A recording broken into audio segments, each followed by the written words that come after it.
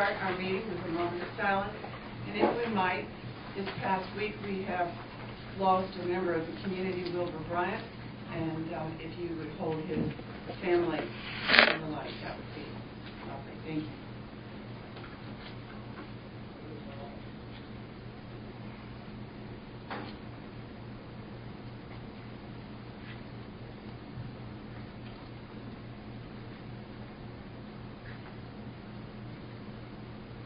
Thank you.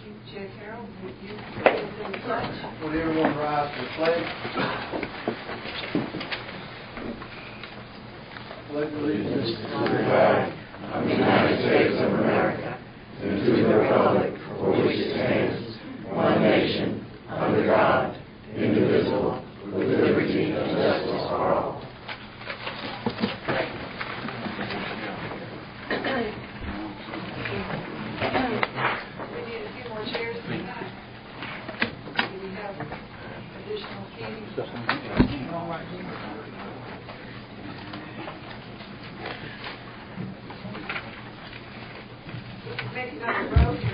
One here.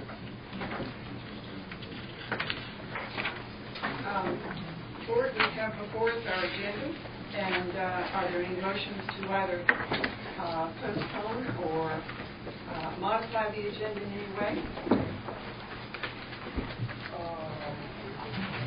We had some back and forth emails about the possibility of shifting our schedules, and in that regard, I thought we might want to also shift some of these items that were pegged for July 24th. But Commissioner Fiocco, you had stated that you would not be available on the date that Mayor. Yeah, the issue is that I'm having hip surgery on the 21st of July. I was grateful for the work that Pamela Baldwin, our Mayor Pro Tem, did while I was out with the other hip, and but I just had sort of a lost feeling when I got back. I had not been in the loop quite as much. So, what is the thought of the board? Is there anybody else that has a conflict on the 24th? I mean, on the 17th? Well, then,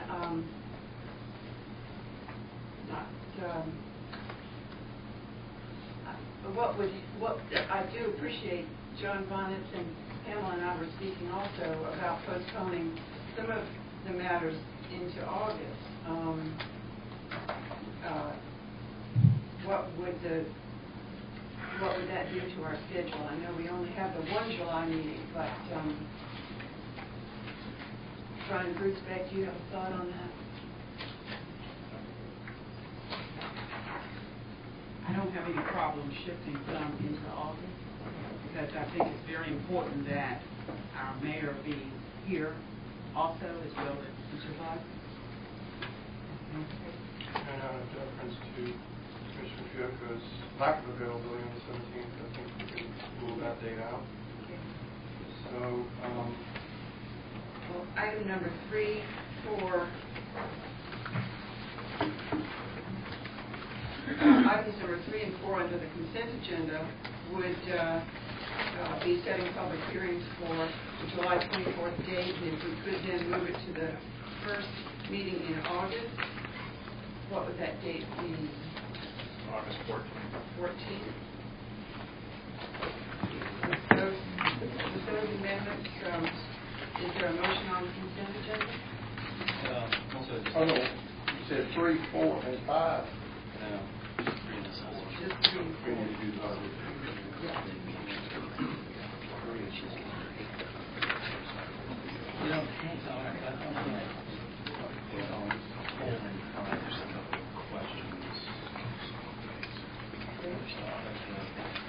new business or old business? Old business.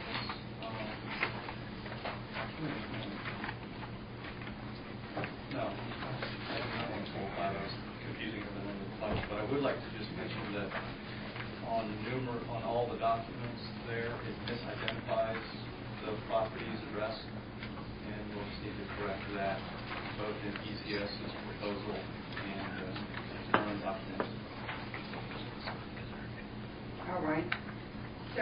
would be on the consent agenda then approving 1, 2, 5, and 6, and then changing the date of the public hearing on 3 and 4 to August 14th. With those modifications, is there a motion on the consent agenda?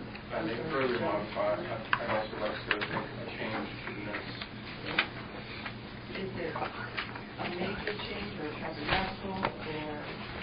I suppose we could do that during the consent agenda. So the minutes as they currently read have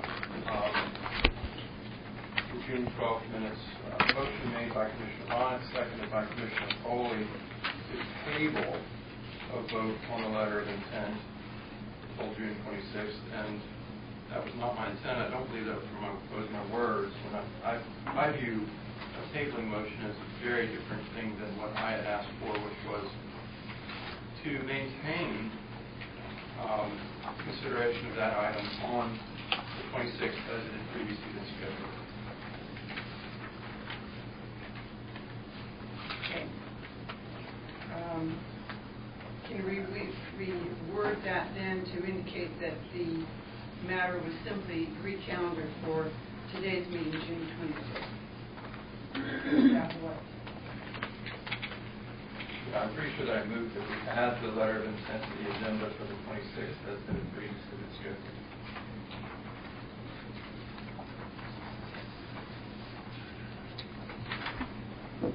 However, we don't have that. Yes. So that's Interesting. creating But another. just for the record, I did not want to be on the record in the minutes as having asked for tabling. I wanted proper scheduling of that matter. Alice, you and I can work on rewording that if we might. Okay. Thank you. Given those two amendments, is there a motion on the consent agenda? So moved. Second. Moved by Pamela Baldwin, seconded by Bette Wilson Foley. Those in favor, please indicate by saying aye. Aye. Those opposed. Motion carries unanimously. We now have on the agenda several public hearings. Is there a motion to go into public hearings? So this moved by Bette Wilson Foley, seconded by Michael Fiocco, to go into public hearing. Those in favor, please indicate by saying aye. Aye. Those opposed. Motion carries. And I'm sorry, I now see that we were joined by a member of the local scout troop, and I'm sorry that we did not ask you to lead us in the pledge, but come next time we'll do that. Thank you.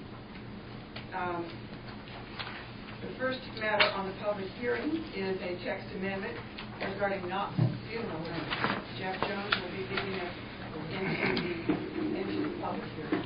Thank you, Mayor. It'll be a lot of me tonight. Victoria is on a nice vacation. Hopefully she's enjoying it.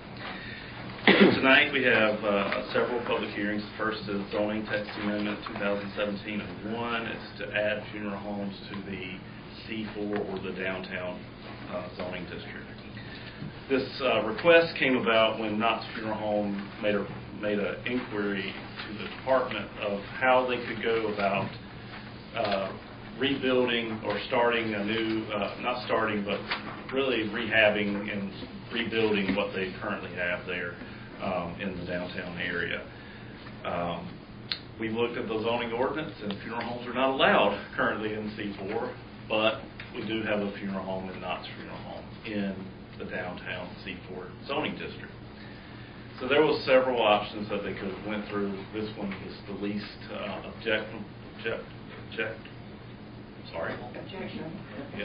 objectionable. And they have made a request to the town to add funeral homes. Now, just funeral homes, not funeral homes and crematoriums. What we currently have in the zoning ordinance is funeral homes and crematoriums. What we would be having the public hearing on tonight is to add funeral homes to the C4 district. And we can entertain any questions. There may be people who have signed up to speak. There is no one who signed up to speak. Are there people who would like to speak on this matter who failed to sign up as they came in the door? Are there any questions from the board, Mr. Jones? I have one, Jeff. You said that the crematoriums are not on the funeral home. Would it not be to our best advantage to go ahead at this time and add that there with funeral home? Well, we were thinking that in the downtown district, that crematoriums might not be something that we would desire in the downtown district. Because we're not only thinking of currently where the Knox Funeral Home is, we're thinking of all the C4 district in the downtown area. And we'll show you that. All that in red would then be subject or allowed to have funeral homes. And I'm not sure if the town would want a crematorium right on Hillsborough Street or some of those adjacent parcels that are adjacent to residential or something like that. So staff thought that it was, and the request from the applicant was for a funeral home. Okay. They currently do crematoriums off-site. They will not plan to do crematoriums. Okay. Well, given the fact that there are no speakers on that particular issue, then shall we then move to the next, the Masonic and Small Streets rezoning request? Yes, ma'am. So now we have a rezoning request. It's REZ 2017-03. It's for land that is adjacent to Masonic Street and has some frontage on Small Street as well. The Artist Development Group is proposing to rezone approximately 8.713 acres located along the northern end of Northern Masonic and Northern Small Street from R12M, which is Mobile Home District, which is residential medium high density mobile home park, and R10 residential high density to R10 residential high density and C1. So you can currently see that there's our land use plan. Calls for mixed use. There's the property line there. In this part of the town and the future land use plan, this corridor, and this was the subject of probably about this time last year, where we actually redesignated or changed the designation of the eastern side of Hillsborough Street. The thought that we can come up with the land use plan was that there was trying to get a synergy between the mill development and the downtown area, and how do we create that would be to have a mixed-use town center running along Masonic Street on either side of those. The request, so here's the zoning map. Here it's these areas. R12M is the larger piece. R10 is some of the smaller pieces there. The applicant is here and can speak. If you have any questions for me, I can answer any questions that you may have. Again, there is no one signed up for this particular public hearing. Is there anyone in the audience that failed to sign up that would like to speak? And would the applicants wish to speak? I'd be happy to answer any questions that you guys have. If no one is here to speak on that. And the gentleman behind you? Yes, sir? No?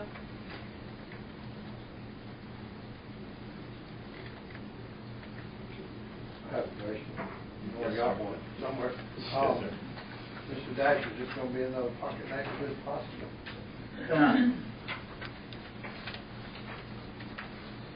That's not our intent at this point. Our thinking at this point would be some kind of townhome, mixed use, some commercial element as well, but we really are not at the point where we can have specifics on exactly what the layout would look like. And I guess that property line goes all the way back to the what I call the old mill. Is that correct? Yes, sir.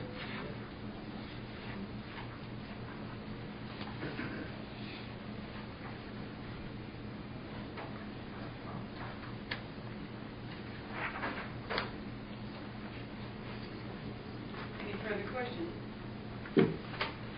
Hearing none, then we'll move to the next public hearing,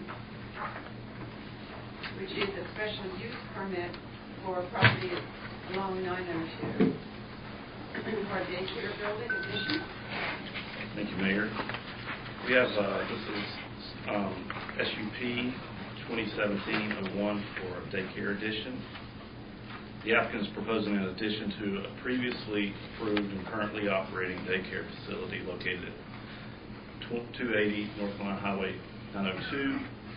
The addition will be 864 square feet and will be able to accommodate up to 20 new children and 2 teachers. Daycare facility was previously permitted in 2007. Section 5.32I of the zoning ordinance requires that any major modifications to initially approved site plans that are special use permits must be reviewed in the same manner as the original approval. Tonight we have the addition for you to consider for special use. This is the current existing classroom space in the parking lot along 902. There is 11 parking spaces associated with the school and the proposed classroom addition. 11 parking spaces is what's required of the site plan. Can entertain any questions that you all may have. The applicant may be here. Yes, the applicant is here. Again, no one has signed up for this public hearing. Are there any questions or anyone in the audience that wishes to speak to this particular issue? And the applicant. First, Mason. Yes. Microphone, please.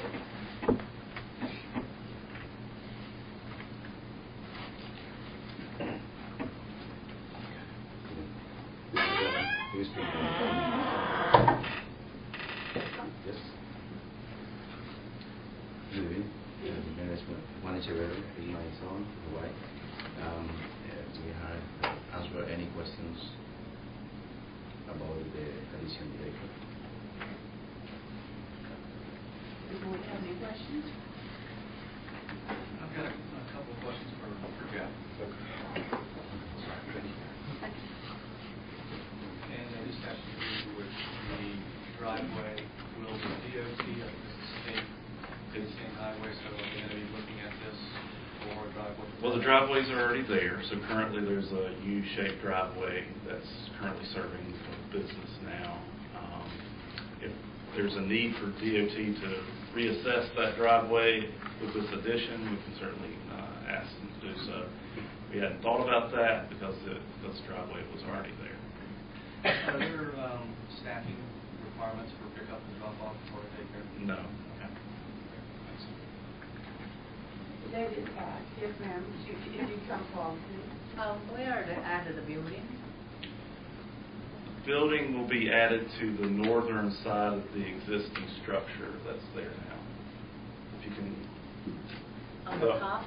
Yes, ma'am. So the hatched boxed area there is where Are you pointing? Yeah. So you can probably see that screen a little bit, but yeah, the cursor is now being. That's the building they added. Yes. Ma'am, if you'd come forward, please, and give us your name and address, that would be helpful, along with your question. Oh, I'm Sophia Taylor. I'm the neighbor they are building. Okay, so you're adjacent landowner. Yeah, I'm Jason neighbor. I'm 296. It's down in the south. Next to the building. Down Yes. north. I guess I'm 296. On the left? Yes, it's in front of the building and the left side. On the left side. So that's on the other side. You face their building. I'm on the left side. It's if you know the property is in the parking line, space big on the disability parking. This is I think they use my driveway. no, No? no, not your driveway, no, absolutely No? not. It's in the other way, the big parking area. And what is the where right now the disability parking will be there. No, in your property. Your property is south. Ma'am, I think the best way to handle this would be for you all to speak, and perhaps for Jeff Jones, our planner, to be with you all so that you can have a good understanding of what the situation is, and certainly if they're using your driveway, that would be an impediment. So let us get you all together and talk this out, okay? Very good, thank you, ma'am. Yeah.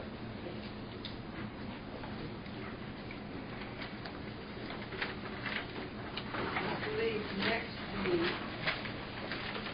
are looking at special use permit for the communications tower. Yes, ma'am. This is SUP 2017-02 for a communication tower located along Foxfire Trace. The acreage is approximately 22.9 acres. The cell tower will be leasing 10,000 square feet of that acreage. You can see the lease area here, sort of to the southeast corner of the property. The applicant is proposing to build a cell tower in 195 feet in height. This parcel is on RA2 zoning district. You have to have a special use permit for any towers over 50 feet in height. If you have any questions, we can answer those. Applicant is here. We're here to answer any questions. I do have a question. I think it would probably be best directed to the applicant, if I may. Yeah.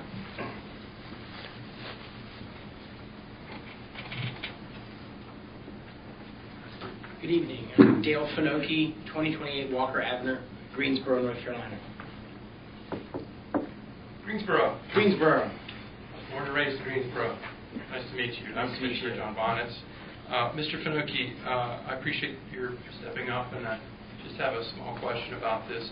I tried looking through the plans and other documentation and wasn't able to find anything on this, and it may be because right now our current ordinances don't require it or discuss it. But one of the things that I've heard from constituents concerned about it, especially in Chatham Forest, is a strobe light indicator on a tower like this. Is it possible that you might consider a red light, if that's acceptable to the FAA, rather than white strobe? How about no light? Oh. It's too short to require lighting? It is. It is at 195. That is the height. Oh, very that good. typically is anything under 200 feet does not require light unless it is a hazard because of its proximity to an airport or something. So at this location, the FAA, we have that study done. It's been turned into the town. So there's no light required at all. Thank you, sir. You're welcome. Yeah.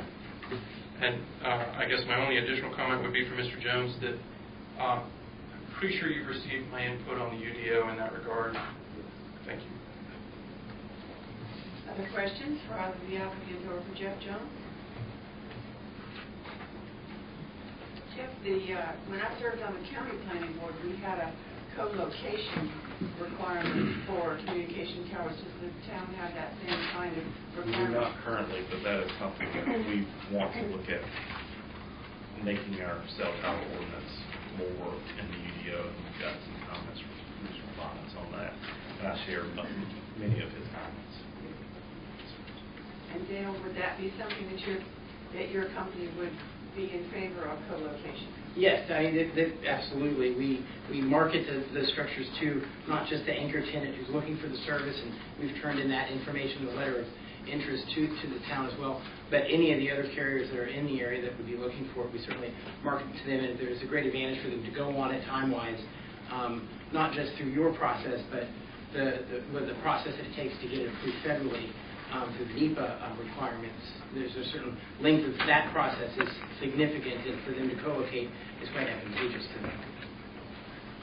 And I would assume the same thing would go for emergency law enforcement communications as well. Are they oftentimes co-located on a private tower like that? Sometimes they are. It depends on what their needs are. On a monopole type structure like this, sometimes it's not something that works well for them. It depends on what they're looking for. Often your emergency services are looking to put, typically like two 20-foot whip antennas, inverted. So you're talking about taking up 40 feet plus of space. They usually want something even higher than 200 or so. This type of tower doesn't not always work for them, but if there's something that can be accommodated, there's certainly space available depending on what it is that they propose. How many carriers can that pole Well, accommodate? this one will be designed for a theory of 4 carriers, and what they do when they engineer the structure, the manufacturer, they'll take what we consider an industry maximum load of like 12 lines, 12 antennas, what a typical maxed out carrier would put on there, everything that they would have, and they engineer it to accommodate 4 of those carriers. Now, over the time, as companies come to go on it, be it another cell phone company, an internet company, the county, it really fluctuates as to what equipment actually goes on it and when. And every time equipment's added to it, a structural analysis is run, and it lets you know whether or not it can accommodate it or not. So it's designed for 4 cellular type carriers with their maximum load of 12 antennas and 12 lines. One question on the 22 acres, it says 10,000 square feet lease on that. Is this in the center of this acreage, or is it going to be off the 64? No, sir, it's off of Fox Trace here in the corner. And we're about diagonally, we're 100 feet off the road this way, a little bit further down the driveway. So it's just this little bit of a corner over here. And that's also I didn't get that. power line corridor, isn't it? On that backside? There may be something that runs through. No, it's a road. No. Never mind. Yeah, I don't see a problem. That's right at the end of detail. Yeah. Thanks, sir. Anything else? Thank you. Is there a motion to go out of public hearing? Second. Moved by Michael Gill, seconded by Kendall Walters, to go out of public hearing. Those in favor, please indicate by saying aye. Opposed? Motion carries unanimously. Next is our citizens' matters, and 3 people have signed up to speak. Our first is Amanda Fox.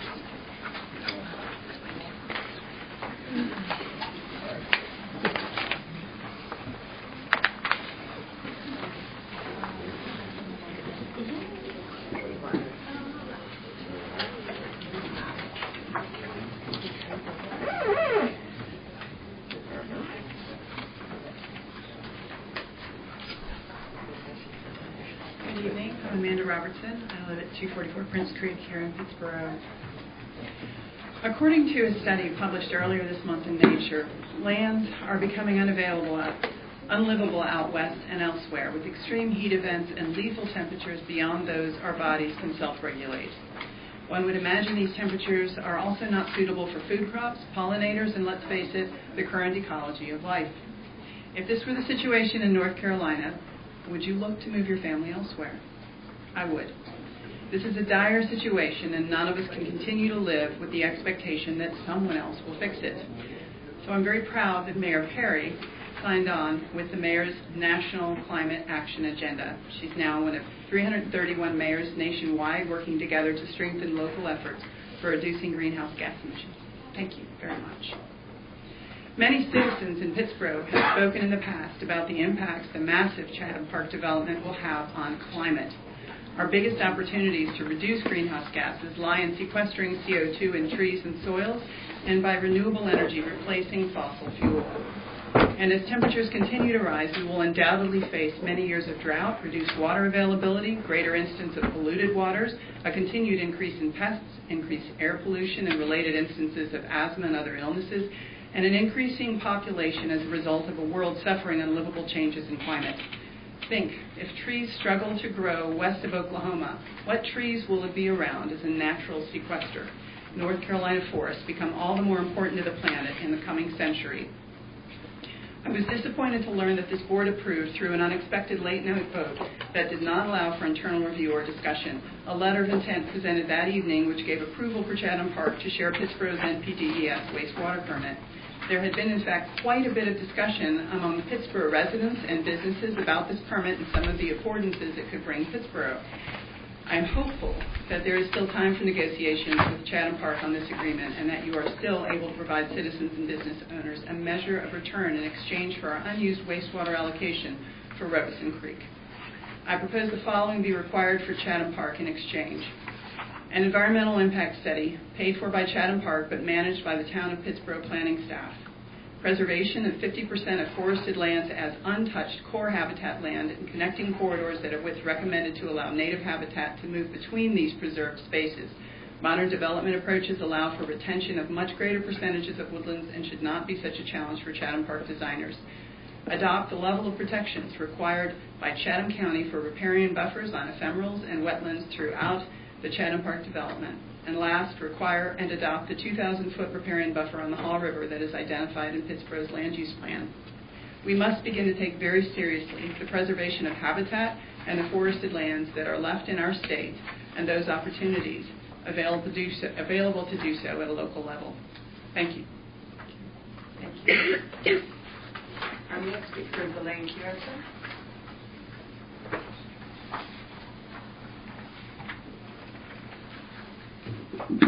Good evening, and I first wanted to thank Pittsboro for being part of the Haw River Trails Partnership, which has been around for about a decade now, that you've kind of more recently become active with. And it's cities and counties and organizations from Greensboro down to Chatham County that improving access to the Haw River and protection of the Haw River. So thank you for being part of that.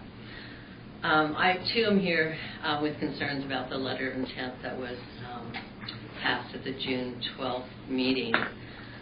And before a formal agreement is signed between the town of Pittsboro, Chatham Park investors, and the Old North State Water Company, I'd like to suggest that sharing your wastewater permit, the discharge permit with Chatham Park, is an opportunity for the town of Pittsboro to require much stronger protections for the environment and for water, and for a much clearer and more detailed plan about the actual reuse water infrastructure that Chatham Park plans to build. As the previous speaker said, turning what is mostly 8,000 acres of forested land into an urban area is going to have tremendous impacts on water, air, wildlife, and climate change. I'll repeat what she just said because it's worth saying again. I think we need to protect that 2,000-foot riparian buffer along the Haw. That's part of Pittsboro's land use plan. Pittsboro should adopt the riparian buffers that Chatham County has for ephemerals and wetlands. Much more tree coverage than Chatham Park is planning on using, and that's going to be an enormous factor in how stormwater is kept from flooding and polluting not just the creeks and rivers, but private property as well when we're talking stormwater flood. Again, require an environmental impact statement for Chatham Park. It's just, the lack of information about what's really on the ground is pretty stunning with Chatham Park. We need to know a lot more. And of course, requiring maximum water reuse. I think you want to know more about how these water systems are going to work together. A pipe to Sanford, the reuse systems. Is water from the Eubanks Road facility going to end up being discharged to the Haw River? The Haw River Assembly is still very concerned about the idea of treated wastewater being put into the lower Haw River State Natural Area. That is such an amazing ecosystem there, natural heritage area, and very, very much favored for whitewater paddlers. It's a treasure that I don't think putting a wastewater pipe there is going to change that tremendously. So we think that these and other issues and concerns should be discussed, and opportunities for the public to discuss them before this actual formal agreement is signed. And my understanding is there will be opportunity under an MPGS modification for the public to be involved. But I would like to think Pittsboro would encourage that as well. This is a big step, and we're not suggesting that you don't share it, but it's such an opportunity to ask for some better protections than we've seen today. So thank you very much. And I didn't make copies. I'm going to just give one out here, but I'll email them to you. So thank you so much. And the last speaker signed up is Liz Cummings.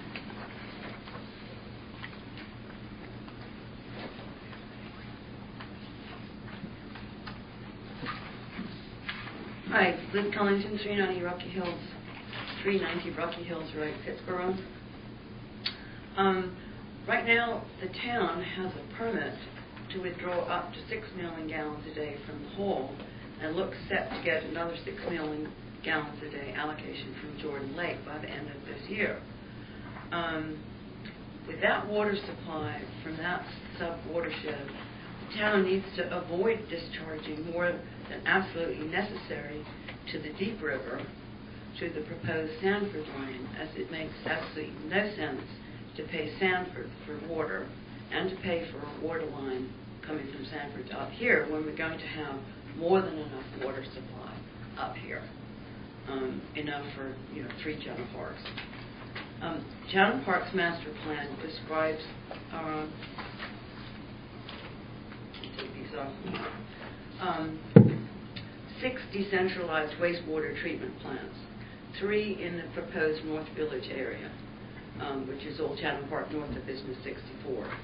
And those 3 plants were supposed to discharge in the master plan sewer map to discharge to the Hall under the town's MPDES permit for the Hall rather than to Robeson Creek. If Chatham Park's wastewater is not discharged to the Hall, that permit up there is going to be completely useless to the town.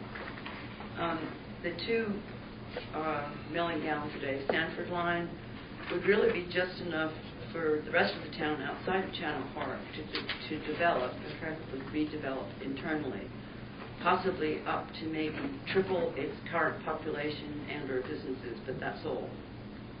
And given the cost, that extra capacity needs to last so that the town cannot afford to give any part of that away to Chatham Park, let alone a substantial fraction. In addition, it would be absolutely bonkers to ship treated effluent from any Chatham Park wastewater plant to Sanford to be treated again.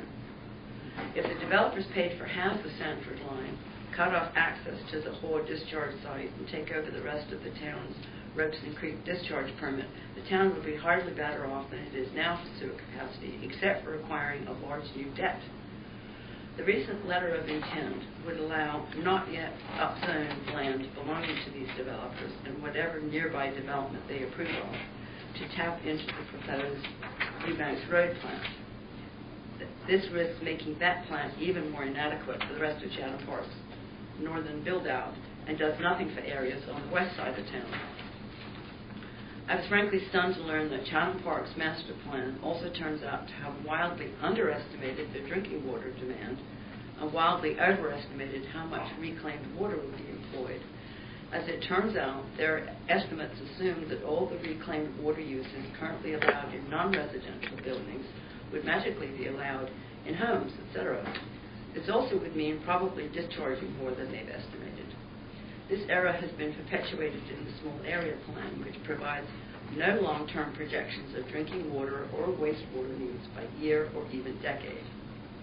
Worse, if they are allowed to wait to activate the reclaimed water system until they need to replace the first new drinking water tank up near Bojangles with a bigger one, all of those effects will be magnified in the early years. They should be required to put up a reclaimed water tank to be activated when the Eubanks Road plant starts operating, as they would need a second one anyway, so they could use that first smaller drinking water tank at a later point. Since the town has to reimburse Chatham Park for sewer infrastructure, the town should retain absolute control over which properties connect to which plant or system, and where the treated wastewater and excess reclaimed water is discharged. It's also unclear if these sewer systems are going to be interconnected or be separate but parallel, which sounds to me extraordinarily confusing and logistically nightmarish and inefficient. The recent letter of intent actually requires the town to connect non-Chatham Park areas to the Eubanks Road plant, though I thought that the Sanford agreement obliged the town to send a certain amount of effluent to Sanford once that line is built. Has any of this been thoroughly thought through? It certainly appears that the board was not given sufficient time or did not take sufficient time to examine the ramifications of the requirements of that letter of intent. So I hope that you will not allow some of the provisions that do not serve the town that are in that letter to be included in the actual agreement. You could also require the permit modification to only grant Old North State Water Company 250,000 million gallons a day of the town's Robeson Creek discharge permit to cover the planned initial capacity of the plant, so that future expansion of the plant and greater use of the permit, if you're going to allow it, would be contingent on various things the town might require, including compliance by Old North State Water and Chatham Park investors with various obligations, whether they are contractual or otherwise. I would also like to just mention regarding what Amanda said, that requiring Chatham Park to build more up and preserving more forest would significantly reduce the heat island effect. I was kind of shocked to read that in England roads are melting at the moment. And the temperature is only going to get worse, and the heat island effect is only going to get worse. So, thank you. Thank you. All right, that's the end of our citizens matters. Next is our commissioner's update. Since the last meeting on June the 12th, I wanted folks to know that the very next day we had an amazing conference call with the climate mayors. Over almost 200 people on the call from everywhere in the United States. It was fascinating, logistically. The same day, I had a meeting with respect to minority business women in the community.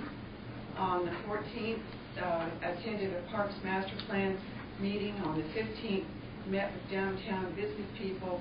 On the 19th, had a special budget workshop. And on the 21st, spoke at Wilbur Bryant's funeral. Are there any updates from commissioners who serve on various things like Triangle J or climate change or Main Street? Well, I'll mention that I attended the EDC orientation in Wolfstead and got oriented. So that was an interesting meeting and a very informative presentation.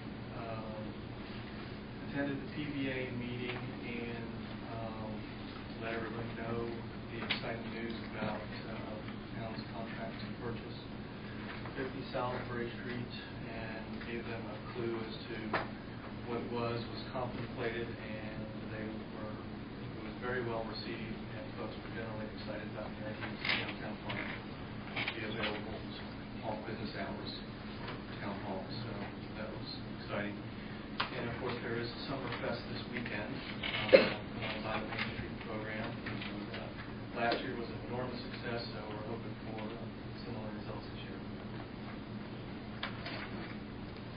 Other report? Yes. In terms of my duties on the Chatham County Climate Change Advisory Committee, I gave a presentation at a work session of the county commissioners, and that was on a report and suggestions, policy options for how woodlands and farmlands can play a positive role in increasing our economic strength and vitality and addressing climate change by mitigating and adapting to the problem. And I was very, very pleased with the response from the commissioners. Very surprised, actually, that probably 15 or 20 minutes of questions unfolded. So there was a tremendous curiosity there and a tremendous enthusiasm.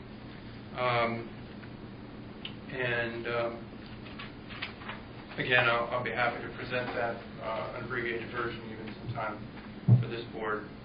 But I will share that in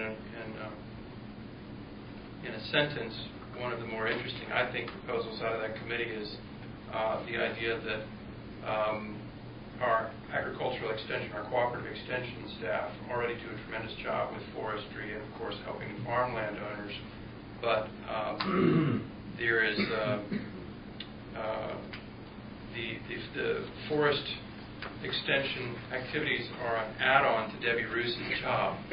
And it really could be a full-time job, as much forestry activity as we have in Chatham County. And so that was a suggestion, actually, that the county support a full-time forestry extension agent. Very, very exciting, very promising, and I think it could be very beneficial to the economy. Any other reports from committee? And we're ready to proceed to new business. First is the resolution in support of the Tarpo project list developed by DOT. We have that in our package. Yes, ma'am. So we're at that point in the next round of transportation projects, 5.0. So this is the fifth rendition of the state improvement projects coming through the local level and getting some sort of scoring and sign-off from jurisdictions. This process has been going on throughout 2016, 2017, and will go on through 2018 of identifying projects at a local level that the TARPO, or Transportation Planning Organization, will put forth for each community. This is they tweak it, the methodology a little bit every time, and this time around we can have up to 22 projects per mode per planning organization. And that would include highway, bicycle, pedestrian, transit, aviation, rail, and ferry. In Chatham County, we've got highway, bicycle, transit. And those would be, they're located in your packet, but those are also on the screen. You'll see that a group of planners in the county came together and came up with projects that we would put forth.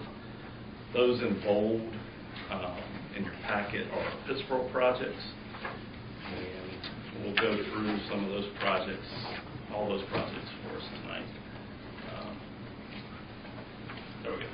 So the first project that comes up on for Chatham, from Chatham County for Pittsboro is Chatham Parkway, which would be from 15501 north to the way it had to be put into the system was to US 64 business, but we know that Chatham Park is building Chatham Parkway from East Street or 64 business up through their property.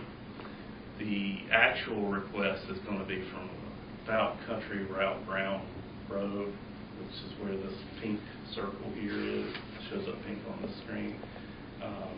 North to 15501. That will actually be our request. And Matt Day with TARPO has clarified that we can actually put the request in for just this segment because we know that developers will be building the remaining part of the Chatham Parkway. Jeff, does that show up on our thoroughfare plan? It does. Okay. Yes.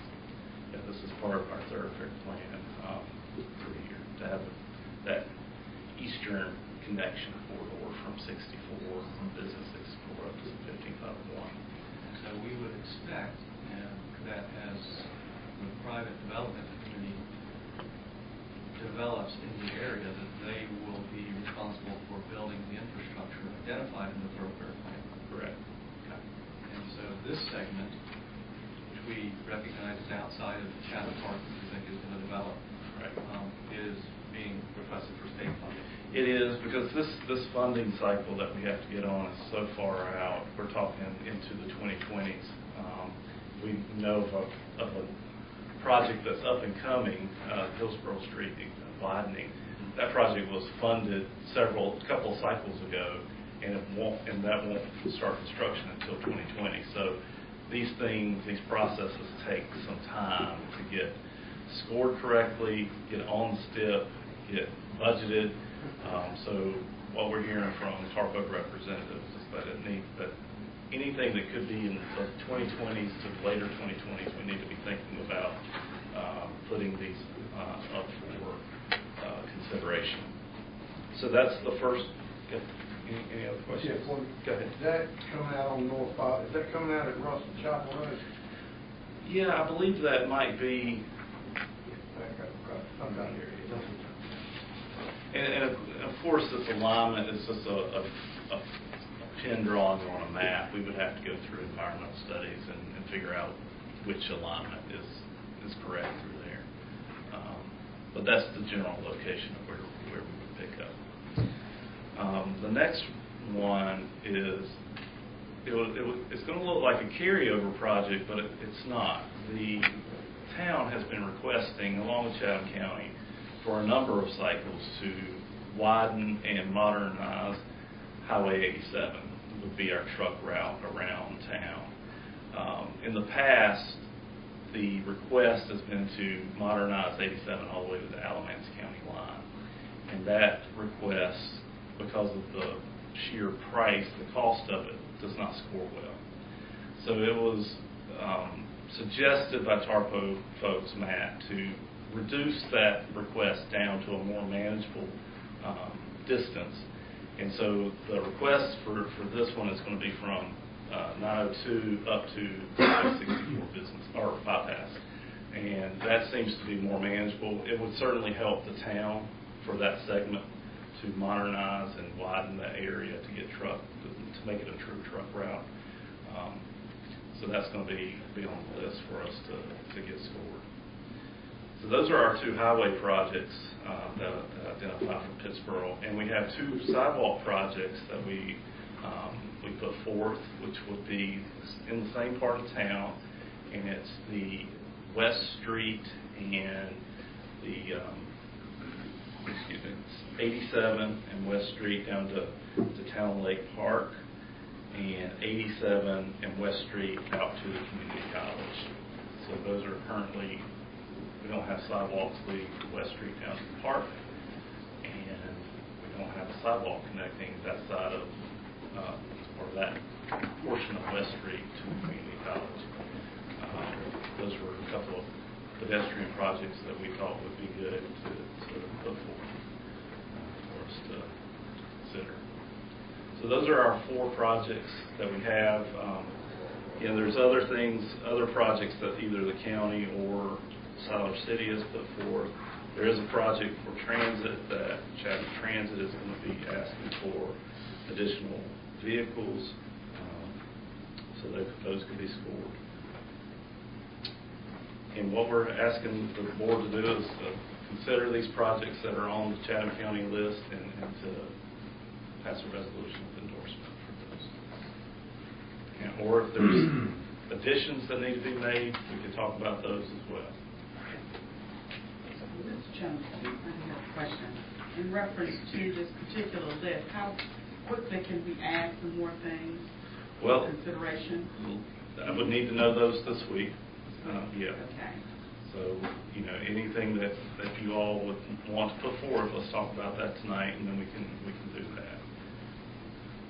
Or, tell me another time this week. But is there any particular one that you're thinking of? Not particularly right now that I can just say specifically. Okay. There are some that I would like to add possibly to this list. Okay. If at all possible. Okay. Sidewalks would be great.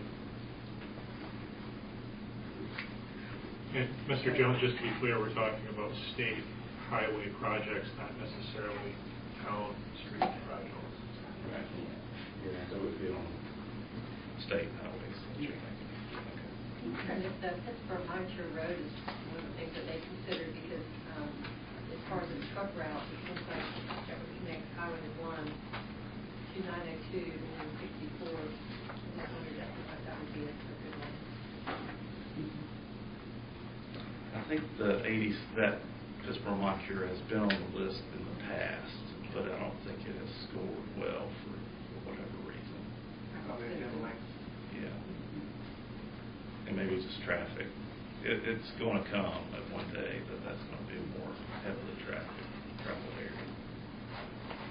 Because it seems like by using 902, traffic would still go from downtown Pittsburgh. No, I think it would. completely go around Pittsburgh. So what road is this? Which road is that for this project? Well, this line right here, so here's Hillsborough Street, Stanford, so it'll go around that Lake Park, that passes the community college. That's been the truck bypass when we did the downtown water line improvements. Is this the project list that last year we looked at and all Siler City projects got approved and ours did not? And do we have a representative on that board that serves to put forward our interests? I'm on that board for staff. I know Commissioner Fiocco goes whenever he's available. Yeah. The funding is that we'll put forth 22 projects for each mode for the entire region. And it may be that only a handful at most, 2 or 3 of those get funded in this cycle. So it's frustrating that we all think all 22 projects are worthy of funding, but how the scoring system comes about, that we just don't see that come about on this type of funding. There could be other fundings that we could get through other opportunities. Does longevity of being on the list have any impact? You would think points for that? You would think that being an identified need time and time again, that would give you. But, you know, they change the formula often, and how they score something one cycle is not how they score this cycle. Well, I remember that the 87 project ended up being, I think, 10 on the list. Made it in the top 10. Right. And I think one of the big problems was it was so long and so expensive. So this little piece really does focus on Pittsburgh's interests. Hopefully it's far more affordable. Hopefully we'll score much better. Yeah, and the one thing that what we could do is, if these are reported projects to us, especially the 87 project, the district gets to put, the district DOT engineers, and they get to put points or score onto that project as well.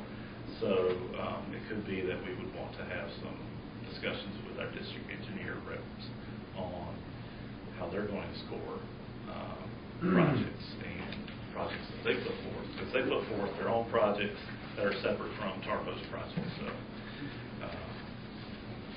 it's an interesting way to get community involvement, scoring projects, identifying projects. But at the end of the day, there's only so much money that goes around, and 1 or 2 projects for each mode might get picked. And regarding the bicycle pedestrian mode, the sidewalks up and down North and South from West Street, the feedback that I've gotten from folks, parents who are attempting to walk their children from north of West Street across and down to Pittsburgh Elementary School is that we have a need for some accommodation for pedestrians crossing north and south. Is that going to have to wait until this?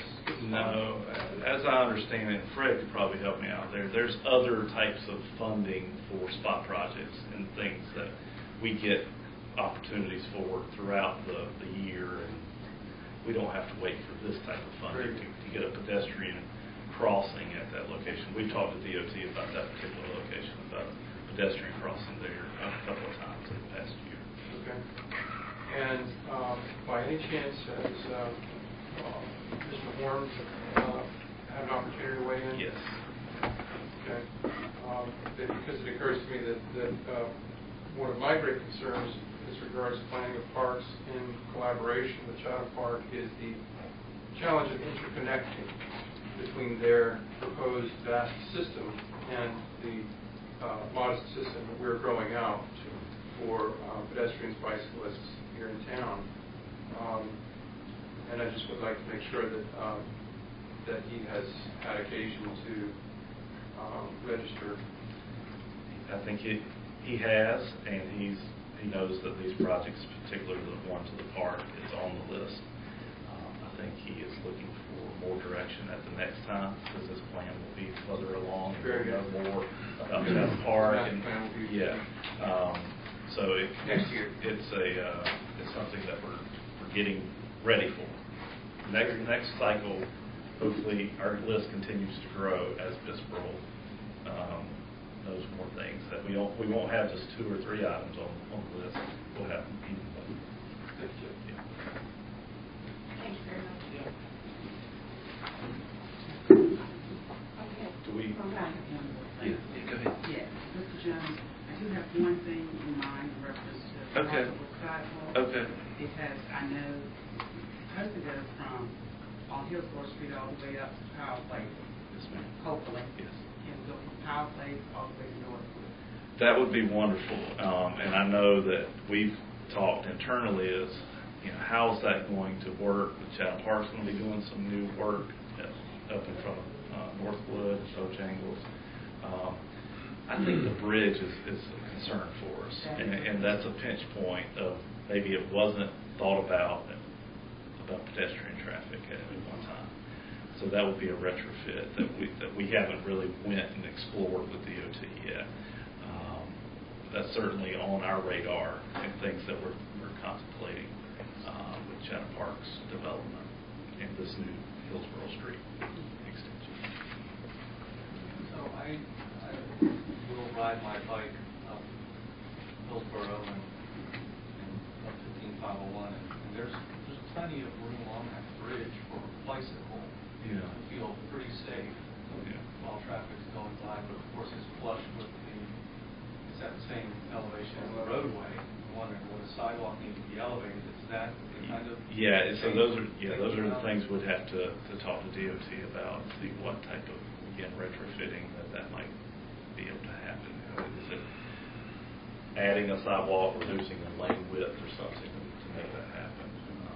But yeah, we would like to see that as well, because there's going to be so much going up there, and the students going there as well. It makes a lot of sense to have a sidewalk that continues on to the northern limits of our town. Sometimes with railing, in some streets there are some railing that keep the, distinguishes between the highway and that sidewalk or the bicycle path. They got something like that. Because I think it would be good if children could walk to school if they wanted to. And I have seen some walking, unfortunately. Okay. What I would ask you guys, if you are inclined to endorse the ones that we've got here, and if there's any additional ones, then certainly send those my way this week, and we can send those on to Triangle J. Yes, I would like to. Okay. Yeah. Okay. I can support that. Okay. I have a question too with the narrowing of the courthouse circle. I wonder, is there going to be a route for cyclists to get through the circle? Because I can't imagine they're going to put bike lanes if they're going to be going there. I don't know. I don't know what the final design of the reduction of the circle looks like. It's going to have a shared road. A designated lane. Yeah. But I think you can paint the share road markings on there. It's often done without striking off a lane, but letting everybody know this is a shared facility.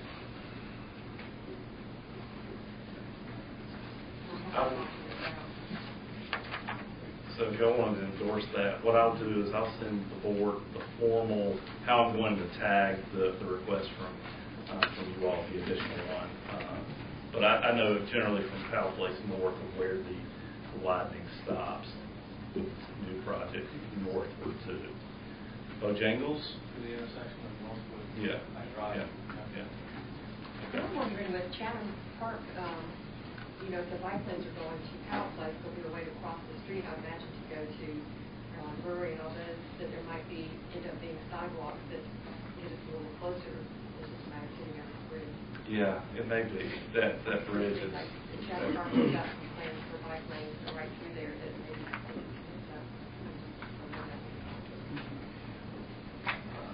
Okay. So, do we need a motion on the resolution approving the designation so far and the inclusion of Pamela Baldwin's suggestion.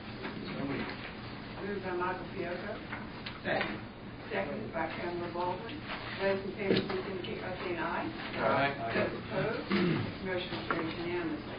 While we're still talking about sidewalks, we may recall those veterans of these meetings may recall that there was an elderly gentleman who spoke several meetings ago about wanting to use sidewalks, but also not in a position to be able to walk long distances, and we're hoping that we could look into some benches along the, especially the East Street extension goes out.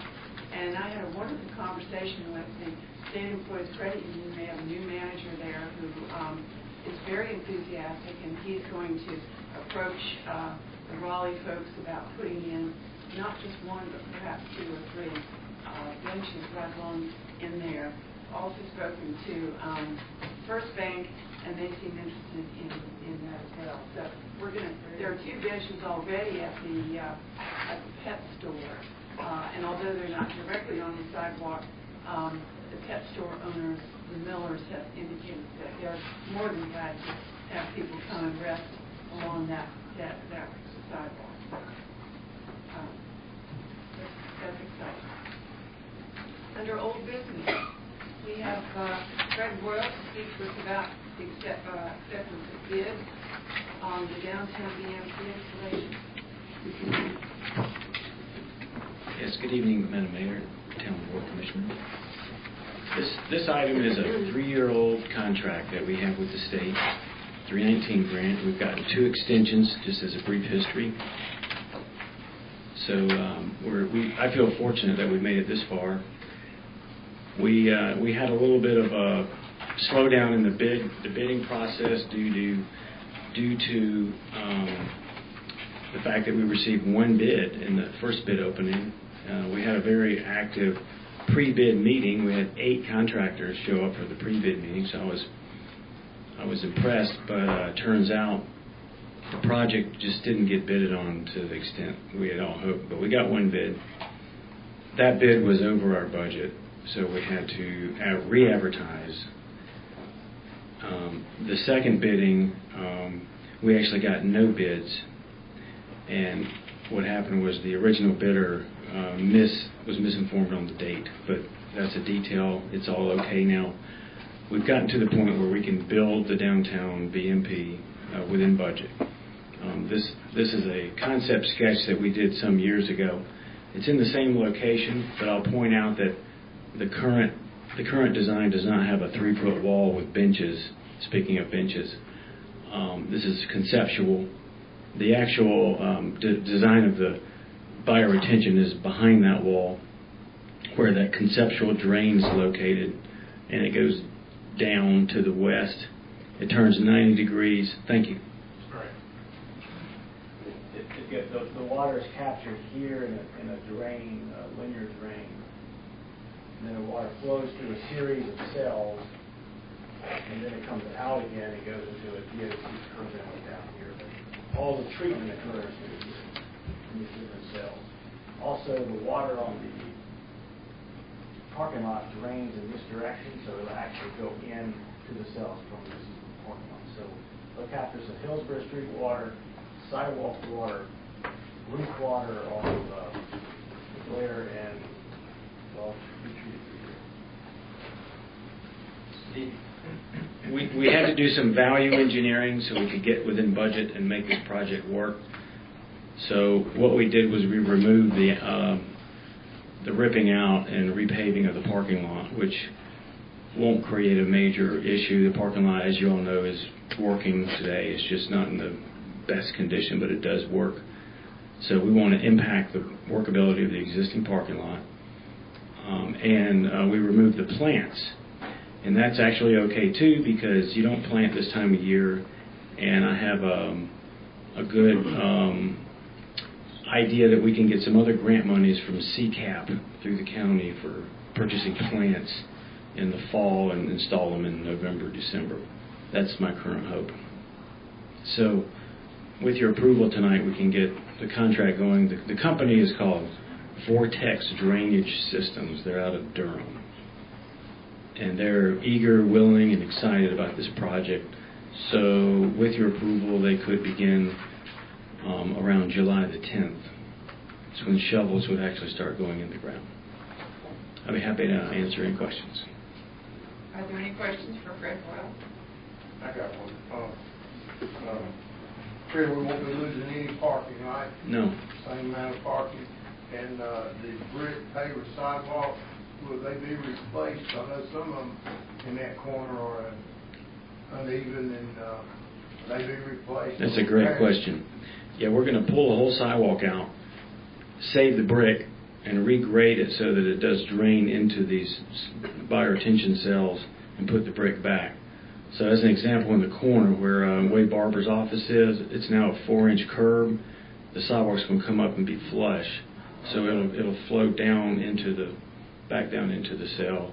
And there's one roof drain that will catch off the building and take that water into. Okay, thank you. You're welcome. I had a question. You said you were talking about taking away the retaining wall and the benches. Will there be benches of some sort? There's no benches planned in this particular grant. That doesn't mean benches can't go in the future, though. Now, in fact, the Main Street program worked a lot with Fred and the NCDOT trying to make sure these projects married together. And one of the ideas, and you can see it in that sketch, is that there's an area, there's a square area where parking is perpendicular to each other that is a good area for some activity. We'd identified with the DOT project, resurfacing all this with pavers and making a nice spot there for a tree, public art, and some benches and a little gathering area. So the space is there. I think we can do something with it, even if it is asphalt. But it'd be a lot more friendly if it wasn't just black asphalt there. So Fred, the question I have is, I was out there this weekend looking around, and I guess I didn't realize at the time that we were going to raise the elevation of the brick sidewalk to make all the doors flush, because I think they're all about that 4-inch height. Yeah, it'll be based on we're going to try to achieve at least a 0.5% slope, cross slope across the sidewalks. So whatever that elevation is where we're going to set it. I don't think we're going to be flush on every threshold going down the building. Because I think if you're able to raise it at 4 inches in the corner, you're going to get, you're going to marry up with the existing elevation of the asphalt, you're going to get a good little slope across there. Yeah. What I noticed, though, is I think it's the toy store. There's a step in the floor elevation. So the toy store is probably 8 inches lower than the adjoining storefront. Mm-hmm. And those are always interesting transitions to make. So, right. If you're raising that, you'll have to deal with that issue. I think it can be done, but it's a tricky transition. Right. We don't want to make it too steep due to the cross slope issue and ADA issues, but I think what we'll do is we'll try our best to match the building thresholds going down the hill there. That'd be nice. Yeah. So speaking of all the plans that we went through and all the conversations we had and meetings we had, is this bid set based on the January 13th, 2017 plans? Yes, it's whatever's the latest plans, and that sounds like the latest plans. I think those are the ones that say approved. Right. We did delete the parking and the plants, right, but otherwise it's the same. And that's just by an addendum to the right. contract. We did an addendum. There's about 7 issues that are minor. Gotcha. But the layout of the cells in the parking lot is according to that. That's right. Great. Okay. I'll point one other thing out is, Brian, if you could put the plan view back.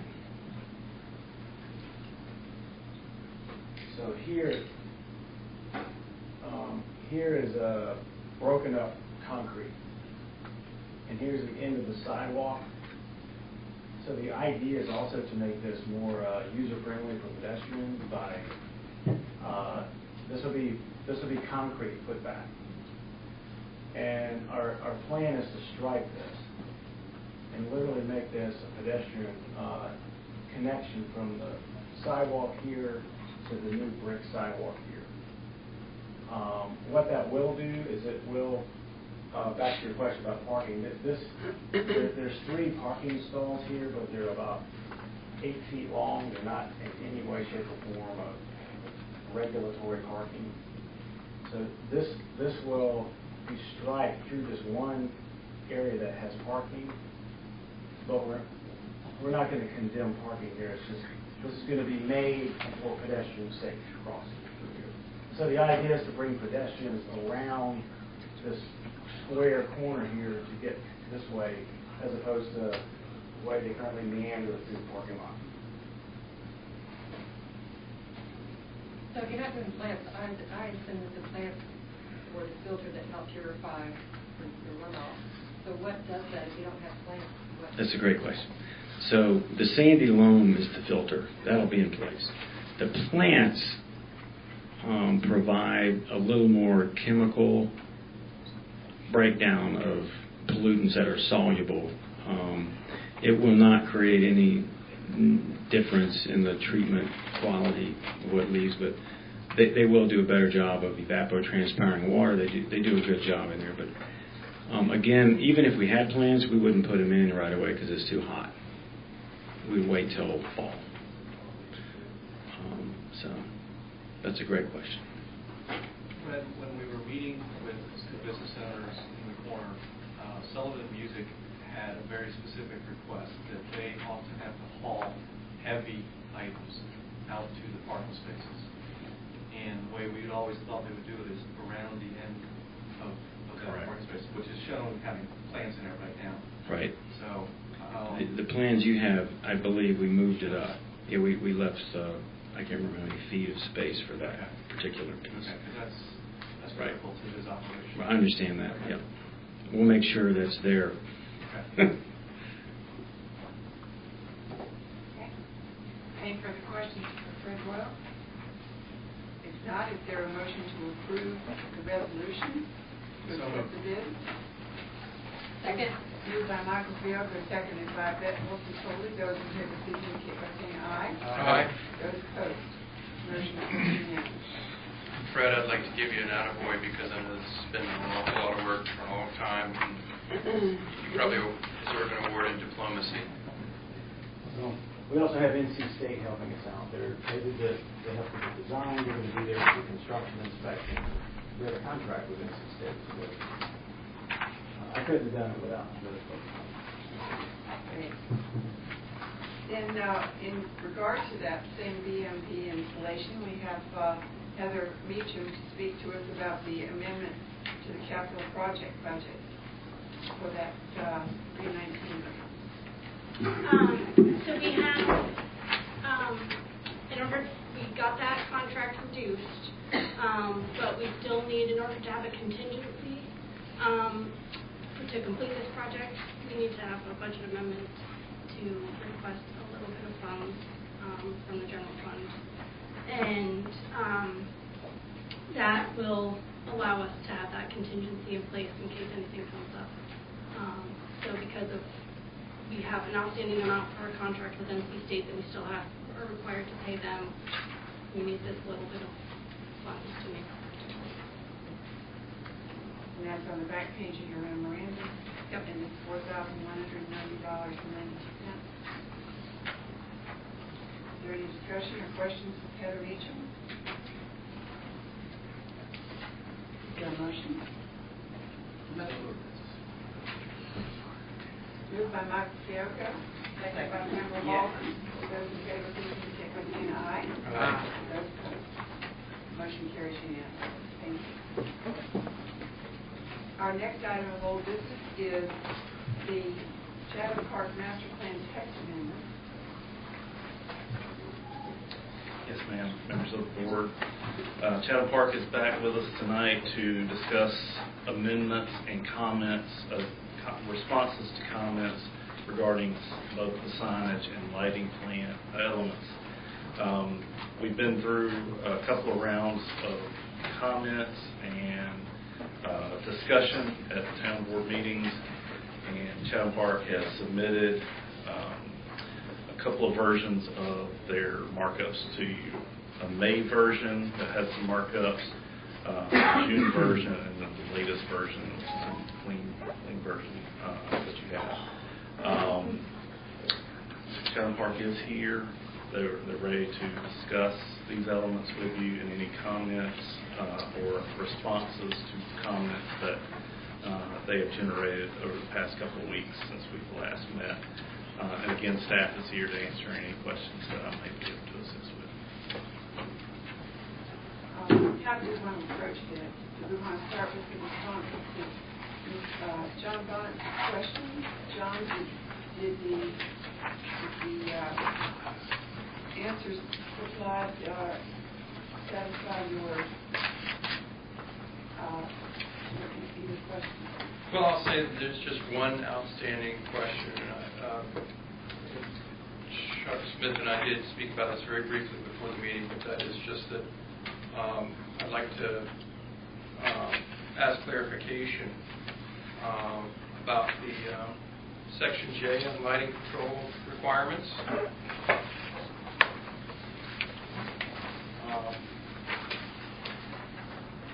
That the purpose of other controls is not to prohibit operation when sufficient daylight is available. The purpose of the controls is to have the opportunity to save energy. And I really had the understanding that we did have an understanding about that. So I wonder if that can be modified. Mr. Eagle? Excuse me, John, what do you got in that so far? Lighting control is the lighting element, Section J, which is pretty, 3 pages from the back. These pages are not numbered, I'm sorry. But the end of Section 5, just before Section 6, top of the page, lighting control requirements.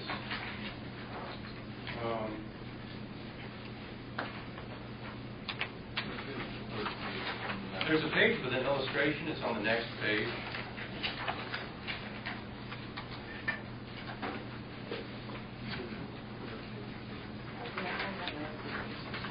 It's the 4th page from the end.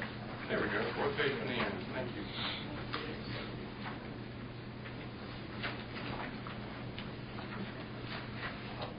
Give everybody an opportunity to get there. Ken Eagle here for Chatham Park tonight.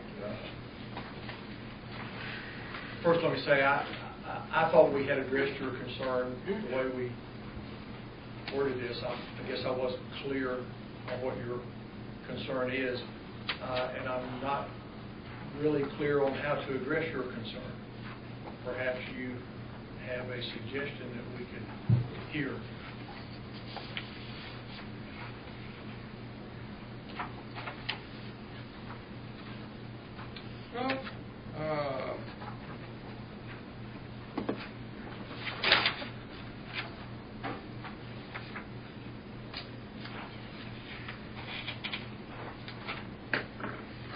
To keep it simple, we might strike the words that prohibit operation of the lights when sufficient daylight is available. And the sentence at other controls.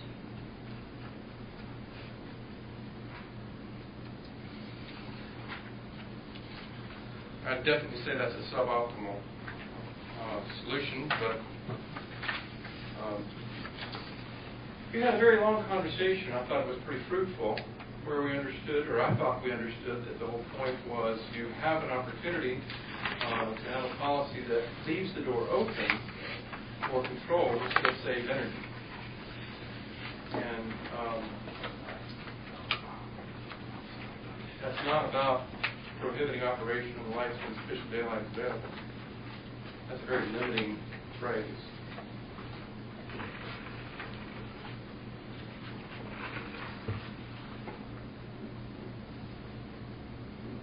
Well, I think we could strike that language if that would take care of it. I guess my concern with that particular paragraph is with the necessary technology being reasonably and locally available, is Yes. Well, as we've expressed on a number of occasions, our intention is to have the lighting that would be used in Chatham Park supplied by Duke Energy, the same as the town does with its street lights. And I believe we've also expressed on more than one occasion that there are certain things that aren't available from Duke Energy at this point in time. They're studying a number of things, energy-saving things being among them, as I understand it, and different types of controls for lights. Chuck Smith can explain this better than I can because he's had conversations with them, but to us, being reasonably and locally available is when they're available from the supplier, which is Duke Energy, who is going to be supplying almost everything. As you know, with Duke Energy, you lease these light fixtures and whatever controls that might come with them, unless they change their policy. You lease those things from Duke Energy on a month-to-month basis, and you're paying for the fixtures, the poles, the whatever controls are there every month. So I think we had earlier conversations about the degrees Kelvin, for example, that are available in light fixtures from Duke Energy right now.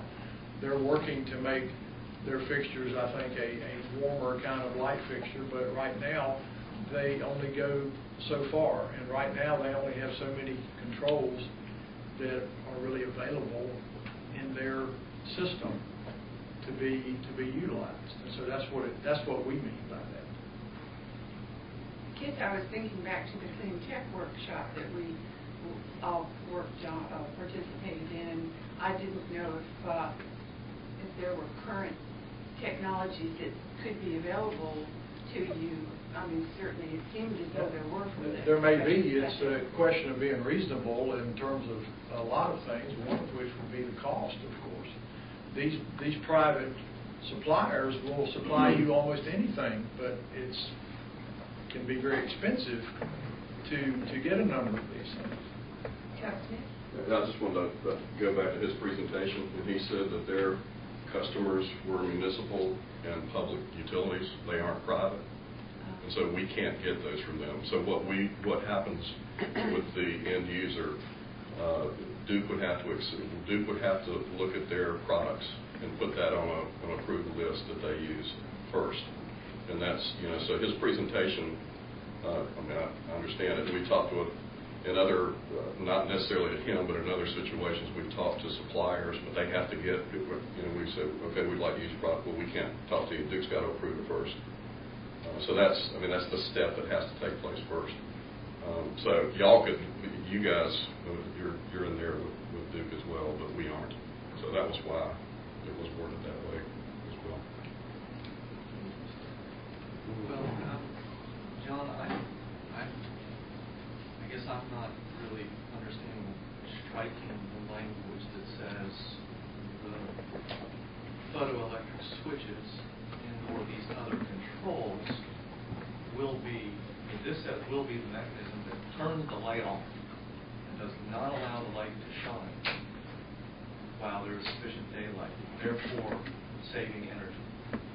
So I know there are other ways to save energy by changing the type of bulb that's in the light bulb, and therefore how much energy it's actually using.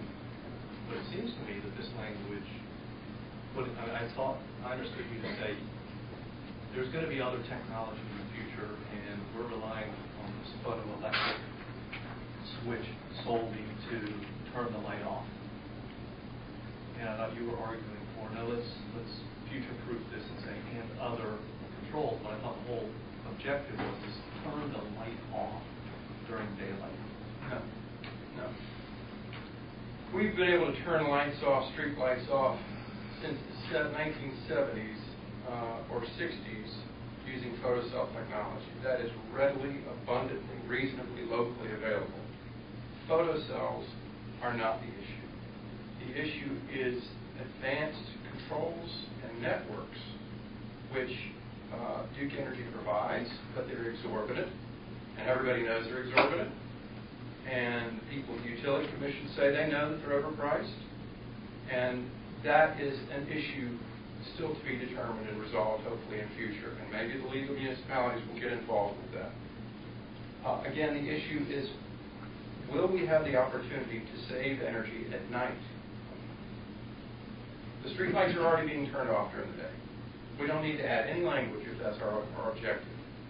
So to have this phrase in here, if that phrase alone is what we're talking about, the goal of controls is, the goal of lighting controls, that's a very limiting goal. So that I better understand, you're thinking that the lights would dim when there's not a lot of activity in the area? It could be that. It could be that they flash when 911 is called. It could be that they're extinguished when there's for sure nobody on the street. It's kind of like at the presentation that the gentleman did with the network and the computerizing controls. That's how the lights are used. And I thought that was a really interesting presentation by a local company. It's very exciting. So yeah, it goes beyond just turning it off during the day. And this would be parking lot primarily, is my understanding. So to think about, and really, when you think about parking lots really are a major source of light in the night sky. So it does seem like this piece is important. It's important. It is expensive now. But 10 years from now, 20 years from now, it may be that Duke Power won't have a monopoly in that amount of time. So it's just language that makes it possible for them to make the switch. Well, and not to beat a dead horse, because in my mind it is a dead horse, but they are not a monopoly on private property. And any private entity, Walmart does it all over the nation, car dealerships do it all over the place. Any private entity who owns their own property and their own parking lot can go out and get a contract for any kind of lighting that they want. So, Duke Energy is not the sole opportunity for a solution for controlled outdoor lighting. But that's neither here nor there. It's off the subject at hand. Again, I will say that this is a suboptimal solution to merely strike that phrase, but to maintain this language saying that prohibit operation of the lights when sufficient daylight is available is unnecessarily limited, and that's not the point of controls. The point of controls is to be able to moderate the use of the lamps in a way that saves energy. And that is done safely. It's done with regard to security. It's done with regard to operation of the space. And you're not foreclosing any options when you have lighting controls. You can program it and then deprogram it if your occupants don't like it or it feels too dim or what have you. But if we don't have some language on controls, then in my mind we are selling ourselves short and not we're closing the door on opportunities that we ought to leave open. And one concern I would have about this wording, who determines what reasonable is? How do you determine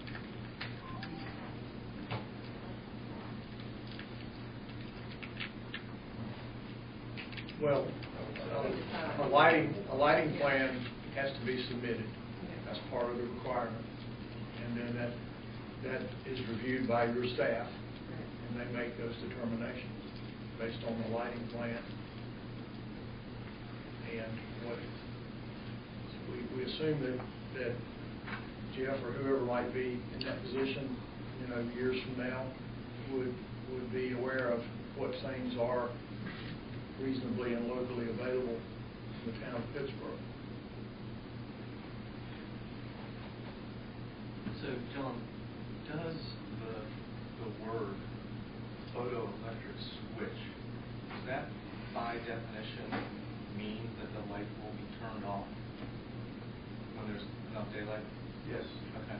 And that's been around since before you and I were born.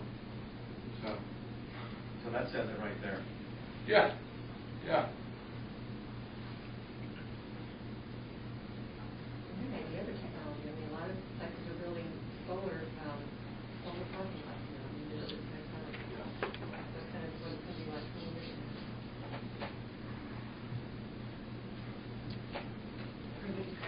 questions? I feel like we're good. Okay. So if you're willing to strike that clause, or if you would prefer to present a more optimal option, I'm open to that, but. We'll strike those at the end of that. Thank you. John, can I get correction? What are you striking on that now? The language Prohibit operation. after the word controls, Okay. if I understood that correctly. Okay. All right. Anything further on either lighting or signage?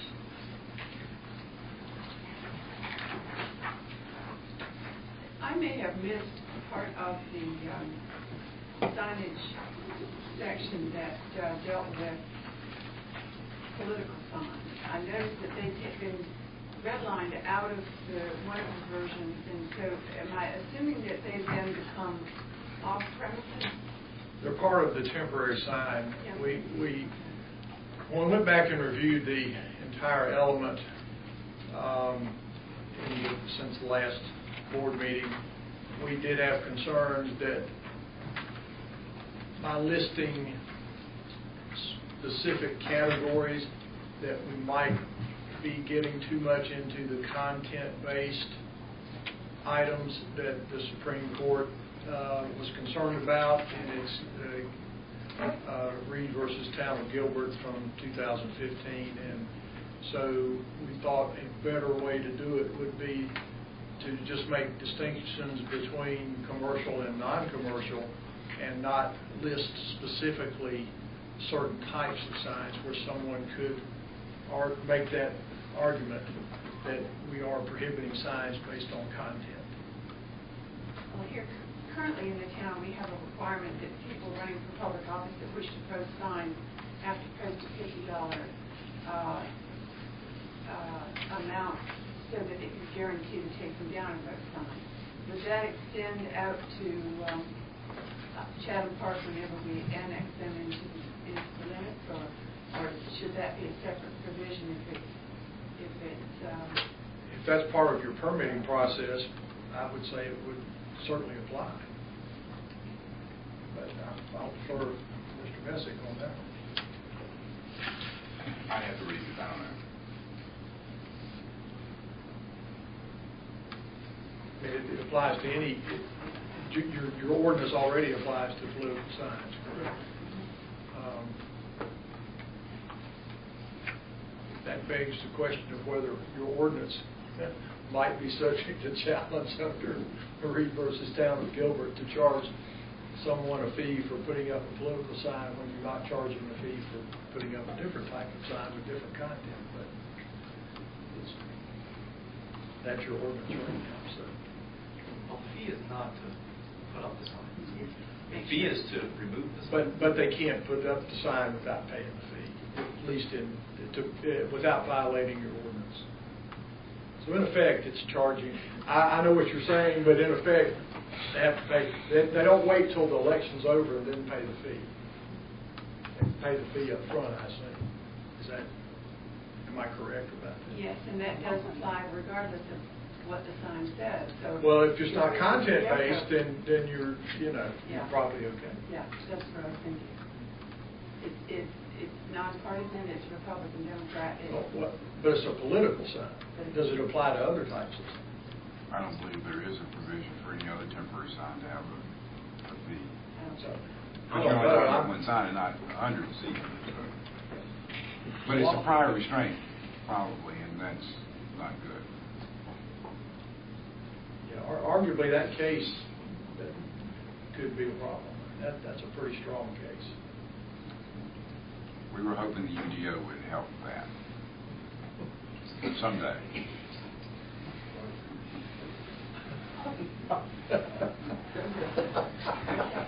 All right.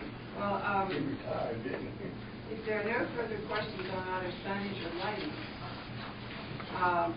we have a resolution approving those two additional elements.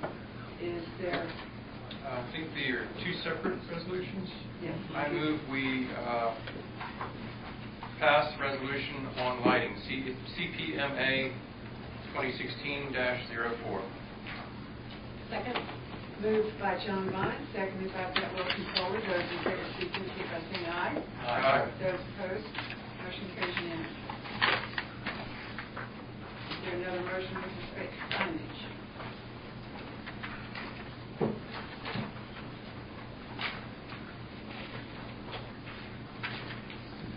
Make a motion to approve.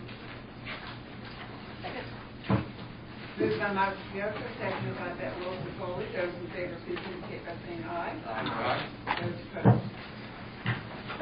Excellent.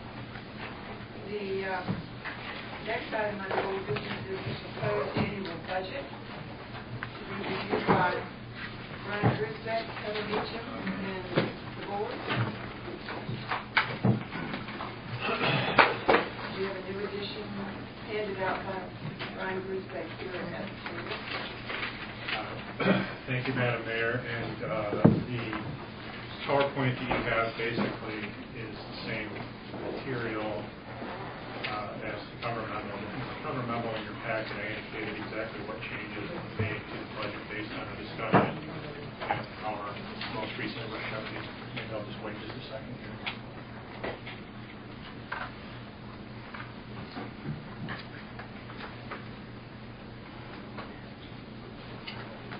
Station still on the normal, please.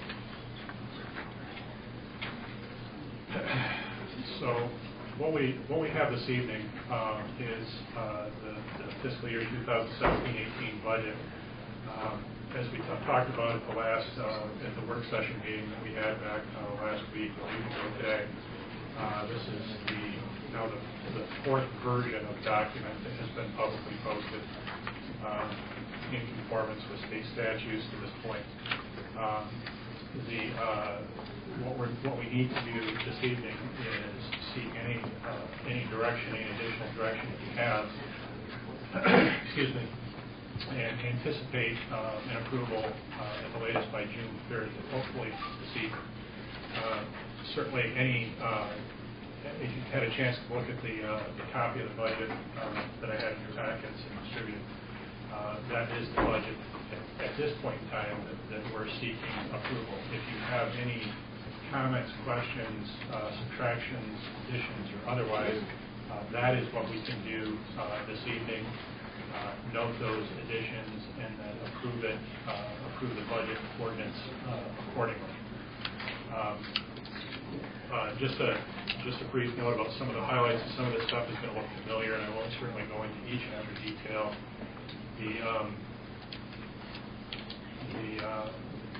As you'll recall, we're looking at 2.5% pay increases for staff. We were fortunate to be able to make some health insurance provider changes that created an additional savings. The Pittsboro Fire Department is making a requested increase to add staffing per shift, professional staffing per shift, in order to keep pace with the changing nature of fire departments and number of calls. We are seeking some increases to our planning fee schedule. Currently, we still have did we keep in the additional 30? We can get to the planning issue later. We currently have the $30,000 in additional engineering department contracted services. We'll get the engineering department in just a minute. Main Street request is $50,000 plus the $15,000 for facade improvements is still in there. And of course, we're making some capital equipment requests in the form of a leaf vacuum, leaf box, and then some amount of money, around $10,000 for generator for town hall. The changes since version 3 that was distributed on June 12th and then discussed in the work session on June 19th is that we, at your request, added to this budget a full-time engineering position.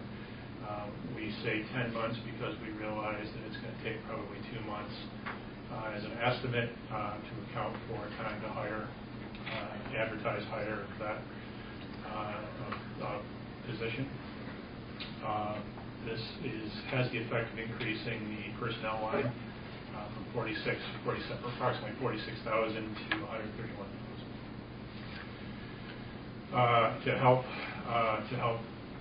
fund this, we are proposing a combination of things. I think, of course, the most notable thing, we'll start right out of the gate with this. We are, as opposed to the 2-penny tax increase that we discussed at the last meeting, that would generate sufficient amount of revenue for the entire position. We found money to reduce that request to less than a penny, or 0.008 per $100 of assessed value. So the overall rate would be increased from 0.4333 to 0.4413. So that would increase the general fund revenue by a little bit over $41,000, and would preserve other components of the budget at this point in time without cuts. Do we have any alternatives? We can get into these in a minute, but we could certainly, and most obvious I think is to not hire the engineering position. We could certainly use the increase in contracted services, or increase our original proposed contracted services by a little bit. In all honesty, we could probably get the same amount generate the same amount of production by simply increasing contracted services. I've made that point previously, but I certainly respect the request to add an additional engineering position. The other alternative would be to reduce other positions. In other words, we could take other positions, reduce those to less than a full-time status, or implement contractual status. And if we get into much detail on that, I would simply ask that we discuss that in greater detail in the closed session. So, the part of the money that we're using to make up to reduce the impact of any requested tax increase would be a more accurate adjustment that we made with the Chatham Park payments. You recall in our previous discussion, we were estimating $225,000 in payments. We were able to adjust that to $263,400, or an increase from the previous version of the budget of $38,400. Part of the reason for that is that, as we talked a little bit about at the work session, is the tax revenues did decrease, which has the effect for the Chatham Park parcels, partially due to the addition of the ownership of the UNC Health facility, which is non-taxable. And it has the effect of increasing the taxable payments. And then also, too, we spent a larger portion of the fiscal year 15-16 payments, which has the effect of not reducing the future payments. So we're able to, I think, fine-tune the Chatham Park payment and ensure that we have more revenue to help with Chatham Park payments on that. And Heather, do you have anything you want to add on that? We also, since the previous version, we noted that we needed to probably create more of a buffer, a rather minor item in automotive and equipment fuel for police, approximately $1,200 to allow for increased vehicle usage and possible gasoline charges. I think we're more looking at the likelihood of increased vehicle usage just from having more officers backfilling certain positions and having more vehicles on the road. So I think we're trying to stay ahead of that one a little bit and create some other changes. And then finally, this isn't a change since the previous version, but you recall in the work session we did talk about a language change in the budget ordinance for impact fees. And Mr. Giacomo, Mr. Messick, and I had a couple of back and forths on that, and Mr. Messick had offered up some language, and I think we need to just probably, I think we need to probably make note of any potential change and then adjust that language accordingly. We can certainly address that, but with the understanding, of course, that we may be looking at a new, fresher and revised version of the impact fee ordinance for Mr. Messick in upcoming subsequent.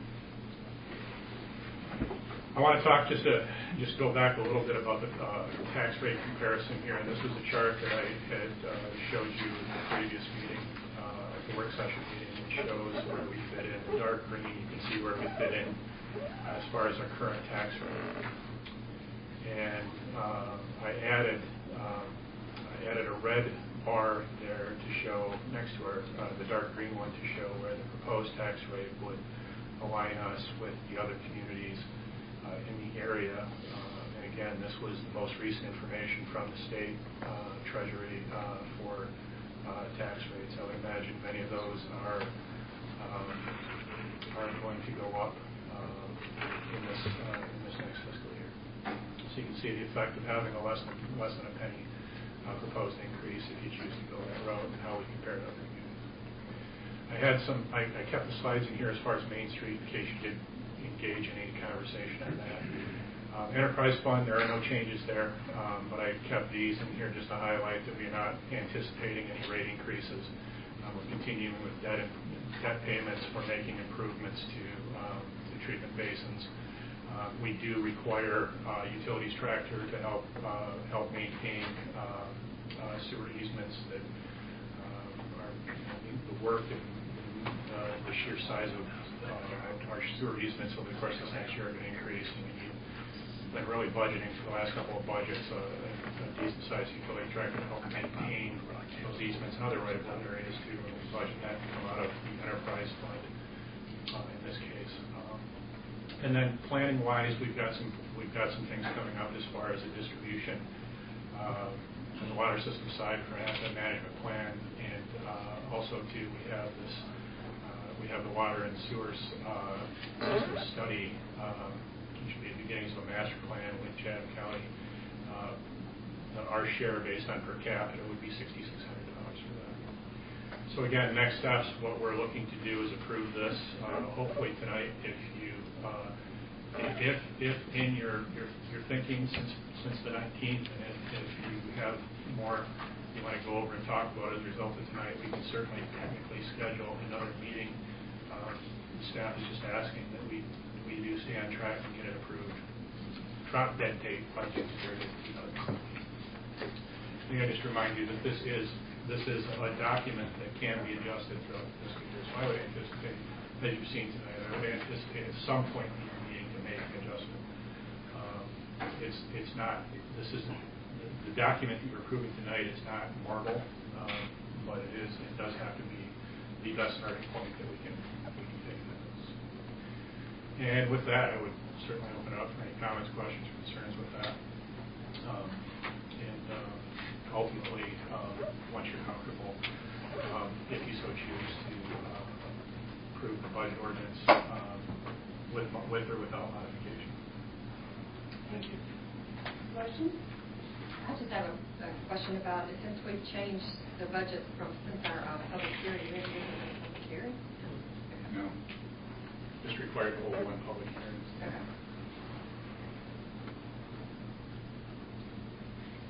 Well, I'd offer a modification that deals with two critical issues.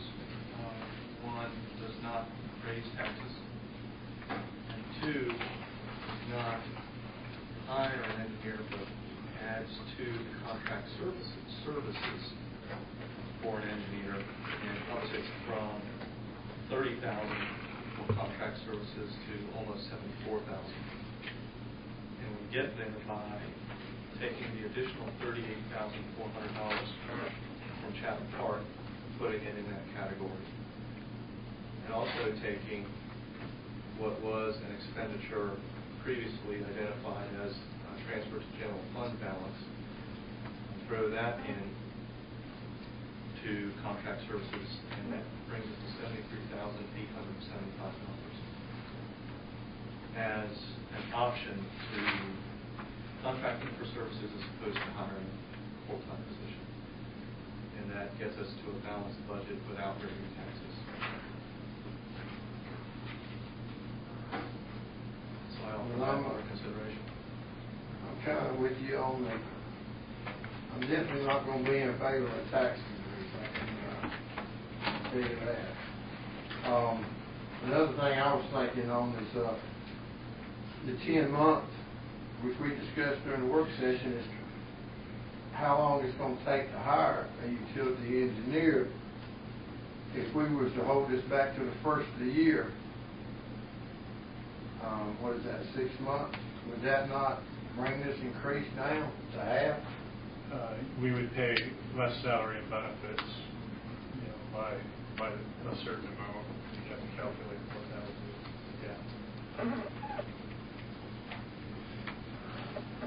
And no disrespect to Fred, I know he's got his hands full and all like that, and I'm really looking down the road as to the materials, everything that's going in the ground that's going to be turned over to the town in years to come, whether it be valves or anything. I want to make sure that whatever's in the ground, our engineers have inspected it, and it's up to our town standards, not Chatham Parks and not Wooten or nobody.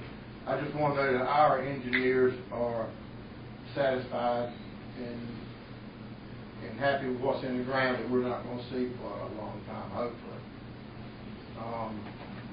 I don't have any problem holding off on the engineering. I would like to, if we hold off for 6 months, I would like to, for the record, to make sure that hydrostructure is in on inspections of anything going in the ground. Like I said, I'm not in favor of no rate increase. So I don't want eggs thrown at my house. That's all I got right now. I'm sure we'll have some more.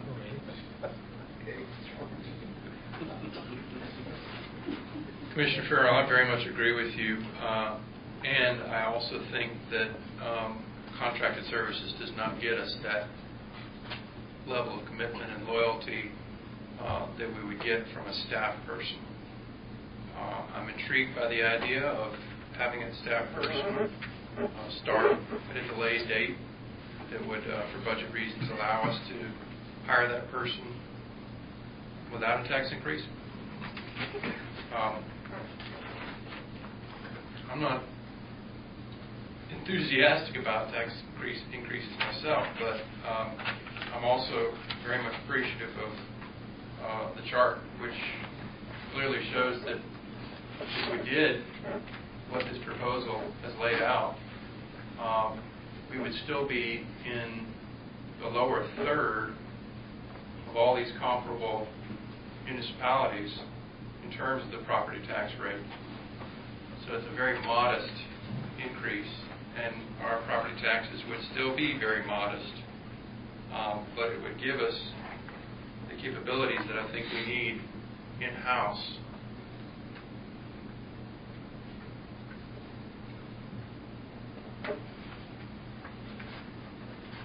Further comments or questions? I agree about having a staff member on hand. One reason is someone who intimately knows starting now as we go forward. I'm also okay with delaying it for a few months. We talked about that at the work session, that you could do it 6 months, and I'm not opposed to that. I'm also not opposed to the tax. I think that is such a small amount. I mean, ideally, it'd be nice if we didn't have to, but we're just talking about such a small amount. I appreciate the fact that you brought it down. I agree. It is a small amount too, but some people it's not a small amount. No matter what it, when it goes out in the paper, whatever, this first is going to be rate increase, tax rate increase. But I don't think that that's enough that we cannot. It doesn't even qualify for a tax increase. I said $40,000. Yeah, it's just. And just to be clear on, sure, but just to be clear on why we would even propose that at this point is that if we were, in theory, going to hire a position, hire a new position, which I disagree somewhat in how badly we need that position this year, that it was going to require a draw from fund balance. And drawing from fund balance on an annual basis for a position is not something that policy-wise we should do. And it's not a sustainable financial practice. And so just from that standpoint, I just want to be clear on why we would propose that. No, I don't think anybody wants to pay more taxes, and that's not certainly, I think in nearly 20 years of doing this, I've looked at 50, 80 tree tax increases in any of the budgets that so it's something I take seriously when we assemble budgets. So at this point in time, it's certainly up to you to decide how best really to shape this budget finally moving forward. Maybe if we did have to postpone, I'd be in favor of hydro structures taking on the consulting work because they are local, they know the system better than anybody else, and they would have the loyalty and the genuine care of the community that I would like to see. Well, the increased engineering work really that we would be looking at, as far as there being a gap that we have to fill is in site plan reviews and inspections. And to a large degree, we're already using hydrostructures for site plan review, so would we use them more? In all likelihood, we would. If they didn't have enough time or ability on their bench to be able to accommodate that, we would have to go outside and seek some additional help outside of just using hydrostructures. That doesn't mean instead of, that might mean in addition to. So I just want to be clear on that one too. Well, I think a point that's worth making is that the town of Pittsboro has standard specifications for our water and sewer system. And what Fred is doing and Hydrostructures is doing is comparing the design documents that are presented for permitting for their compliance with those standards. So there's nothing that's getting approved that doesn't meet our standard specifications. The inspections are there to make sure that what the plans say, the product is actually going in the ground.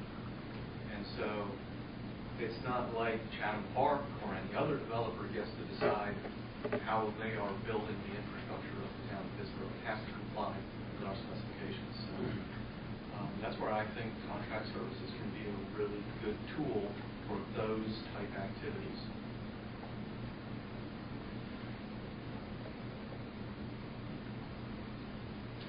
I actually don't have a problem pushing that back and just using contracted services, preferably hydrostructures, because we've used hydrostructures for years on a contracted basis. We didn't actually have our own town engineer. So I wouldn't have a problem using them, and as you stated, in addition to someone if needed. So I don't have a problem pushing it back and using contracted services, but I prefer not to have a tax increase.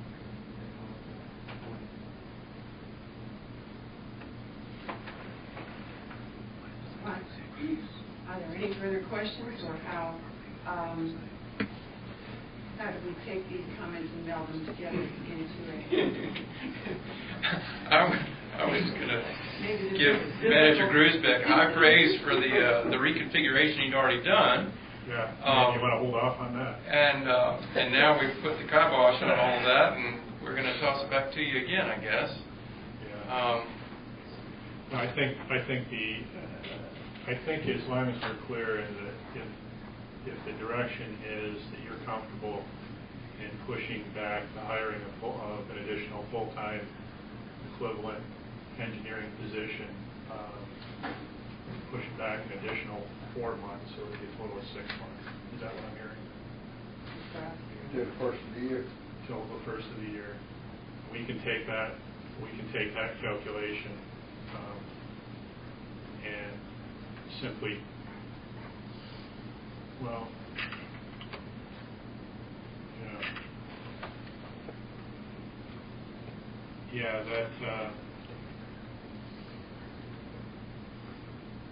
that would be a matter of taking that calculation and seeing where we land in terms of, we may still be looking at a draw for fund balance, which I think is acceptable for a one-time contracted service. I don't know if it's something that I want to go to on a regular basis. My question, Brian, would be, are we in a particular period of time where the site reviews and the inspections are anticipated to be high during this next 6-month period, or are you overwhelmed with those currently, and behind? We're going to be much busier the next 12 months. Well, 12, yes, but the 6 that would take us to get to. Yeah, I think we have about 8 things under review right now that came in within the last month, with more anticipated. Those are from major projects, 44-acre developments with mixed use, to wastewater treatment, reclamation facilities, to subdivisions, 300-lot subdivisions, on through. There's quite a bit. Is the water tower in there too, or is that in? Water towers already been approved. That would be inspections. That would be on the inspection side. And Fred can speak more on the inspection.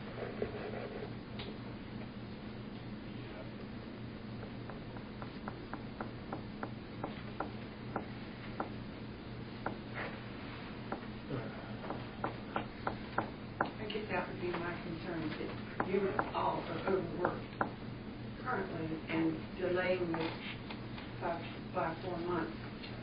You know, would put you into the winter time, but it would still.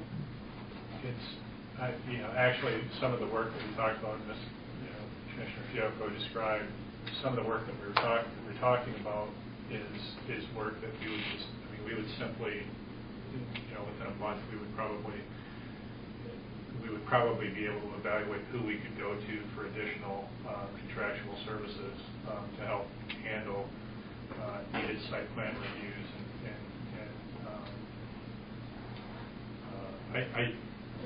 I think we can accommodate that schedule with private contracting. I don't know that that's any quicker than the time it would take to hire someone, orient them, get them up to speed, things of that nature. I think in all likelihood during that lag time before we actually had someone, I was saying in here 2 months, that's probably aggressive. Finding someone within a 2-month period and hiring them full-time, as I proposed in this budget, was probably aggressive. It may take a few more months anyway. And so within that, even if we were to go that route and hire someone within X amount of time, there would still be a lag time there to get someone on board, oriented, and in other words, they wouldn't be hitting the ground running right off anyway. We would still need to use some degree of contracted services to be able to keep up anyhow. So I think your direction is if you want to push this back until after the first of the year, then what staff could do is evaluate what that would do to our budget in terms of cost, plug those figures into a new budget, and then simply adjust accordingly if we needed to make a drop in fund balance. And that's certainly what we would be faced with at this point in time, without being able to handle that big of an adjustment. I don't know what that would look like right now as we sit here. I don't know, Heather, do you have any input on how that might affect? No, but do you want me to go run and calculate the number quick? She can do this. She can probably make a quick calculation. Wonder Woman. I'll be right back. Thanks. So shall we move to the next item and then revisit this?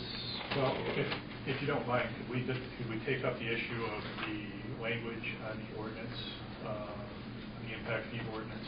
How did you guys? We did not.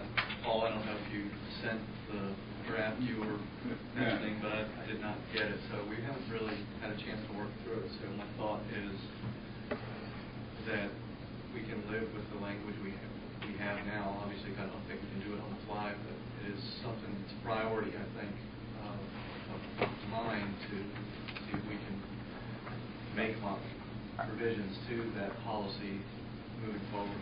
I agree with you, but I think Brian's talking about when the access fee was paid. I think that's what was addressed originally. Yeah. Well, if we can change that, I would like. But I think it needs to be a more comprehensive review of the whole thing. Can you give us a sort of a capitalization on this? Because I was thinking that impact fee bill that was contemplated in the legislature has gone to the study commission. Is there another bill that is going to impact our ability to charge impact fees that I'm not aware of? It's a mixed bag. There is lots of things. I thought that the bill that's in the legislature had passed the Senate. I don't know what happened to it after that. but that presumably would allow some ability to do the impact fees in the future. But looking retroactively, the Carthage case did not prohibit impact fees altogether. It prohibited what Carthage was trying to do. There were a number of options that were available under that particular case that might have applied to Pittsburgh, and I think could apply to Pittsburgh's situation as we have defined it in the past.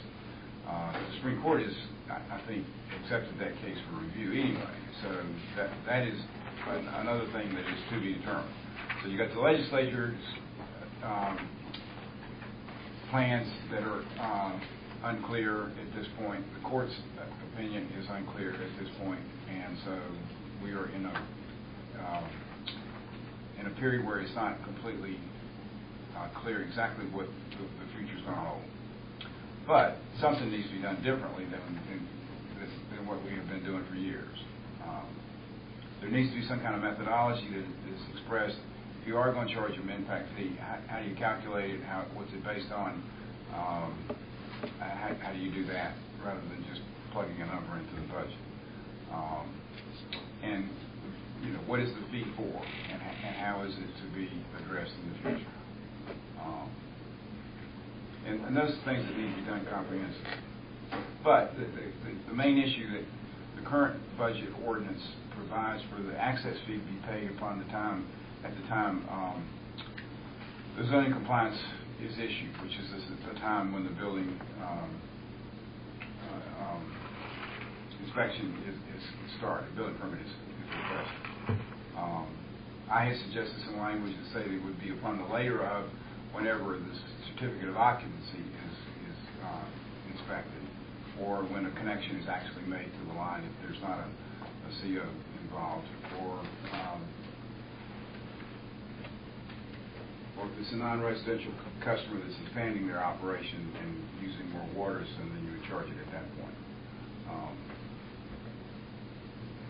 You can leave it the way it is in the ordinance, which is the same way it's always been, and then do this in some kind of comprehensive revision of the impact fees in the future.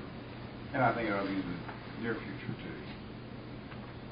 So it doesn't hurt anything to leave it the way it is in the budget ordinance. If we can do something more quickly, the development review and inspection fees has a sentence in it that doesn't make sense, because it talks about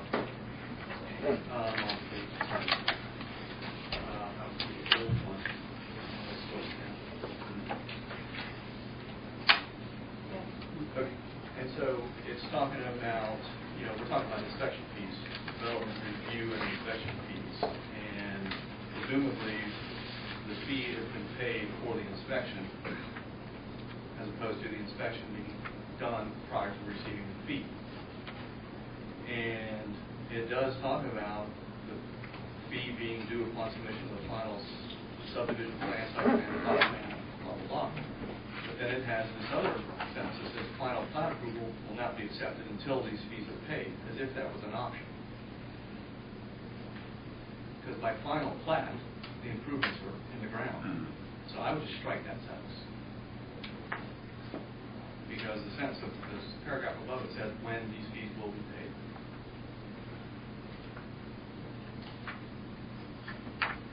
As far as the access fees, those are based on the quantity of usage calculated. And so I would recommend that we impose that fee when that water is going to be used, i.e. when the certificate of occupancy is issued, or when the water meter, prior to the water meter being installed, as opposed to at the beginning of construction. I just had a situation today where there are 3 subdivision lots that have been approved by the town for 20 years. Yep. The meter vaults have been in for 20 years. There's no meter. No. There's no meter in there, right? But the access fees were paid then. Okay, so the meter. So that could be something to be avoided. It seems like that's a plus for the town, rather than a minus. We've got the money, and we're not complying. Yeah. Well, that's a deal. And those are residential lots? I'm not sure the budget ordinances are really the proper place to be putting when things are to be paid in the first place. I think it ought to be a list of fees for this, that, or the other, and when they're paid ought to be addressed in some other, either policy or ordinance or procedure or something like that, that can be changed from time to time. I'm open to that, and I thought that was what we were going to do this week, and didn't get to do that, so I'm definitely open to a more comprehensive policy. My goal is, one of my goals is in this fees is to not make it so onerous on the front end and not to harm the town either, clearly. But I think one sentence we can strike immediately is simply the final plat approval will not be accepted until these fees are paid. That can go right now in my book. Present thoughts about striking that sentence, and then the rest of it could be done by resolution, ordinances, about when the fees are to be paid.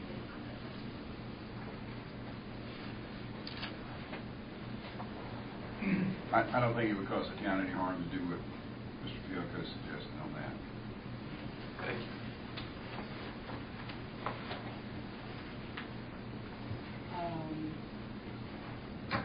Then that's, Randy, did you have a comment to make? I just had one question since we're at this point. We had discussed in the past about existing buildings and working with Town Manager Grusebeck about maybe policy. Is this contemplated policy that Commissioner Fiocco is discussing, would that be the place where we would potentially deal with existing buildings like down on Main Street or other places that we had discussed before about the fees for water? Would that be the proper forum to come back to, or is that going to be in this budget? Would that be just this budget? No, I think that could be one of the items. I mean, that's germane to the whole policy discussion, definitely. Okay. Thank you.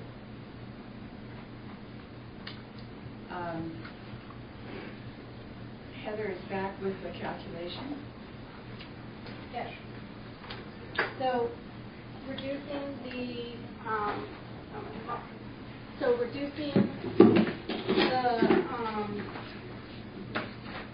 time from a 10-month to 6 months, that's only going to save, I mean, it saves a lot, but not enough to make up the total amount that we're getting by raising the taxes. So it saves $33,000, almost, essentially $33,700.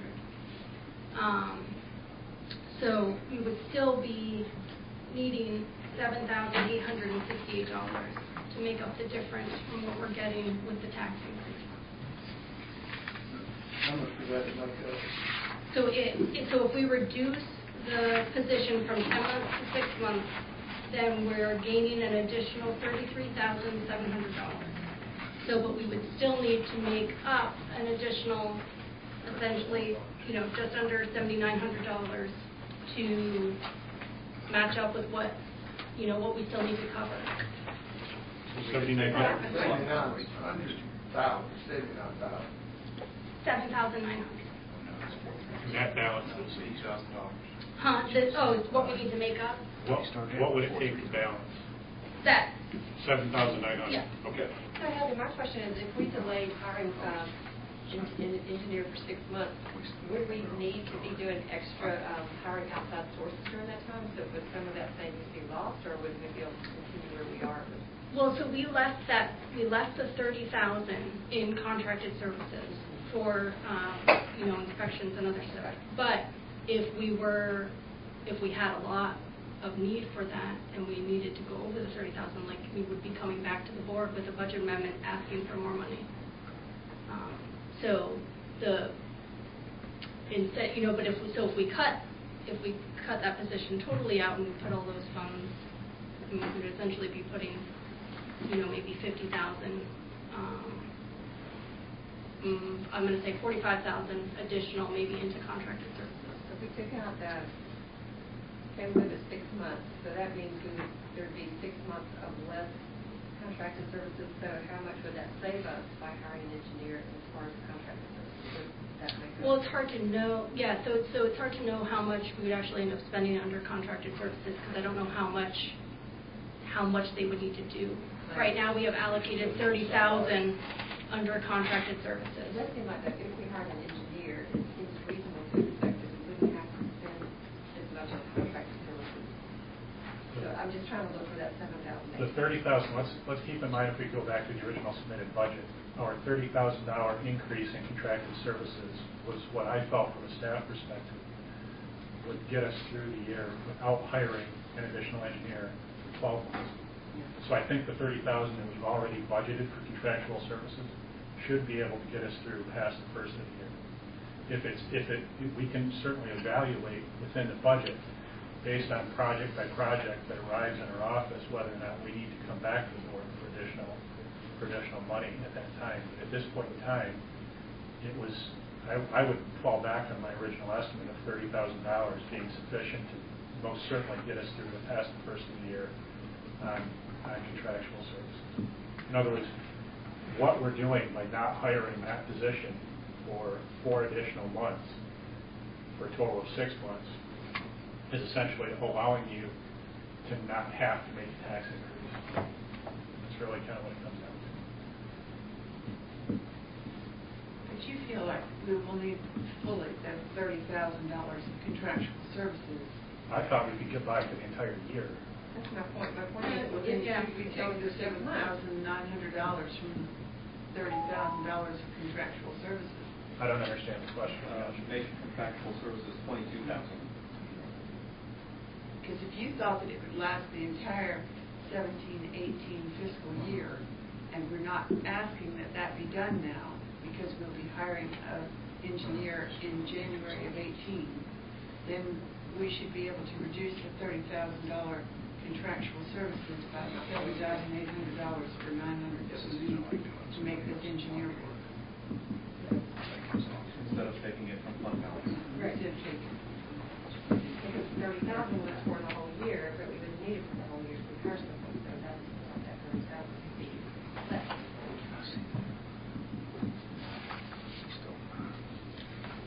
Yeah, not really. I don't think we need to hire an additional staff person, period. So I think certainly that $30,000 can certainly give us the added work and the added value that we were originally looking for.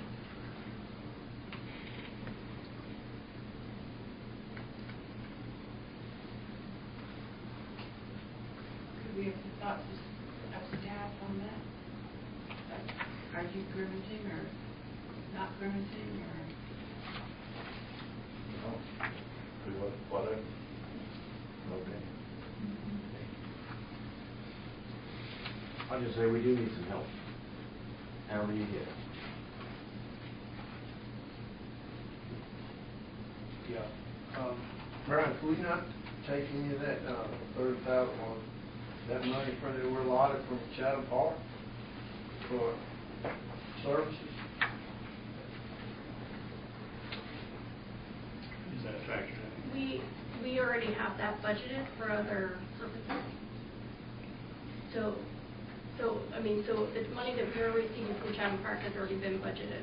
We don't have. Out of the map. Yep.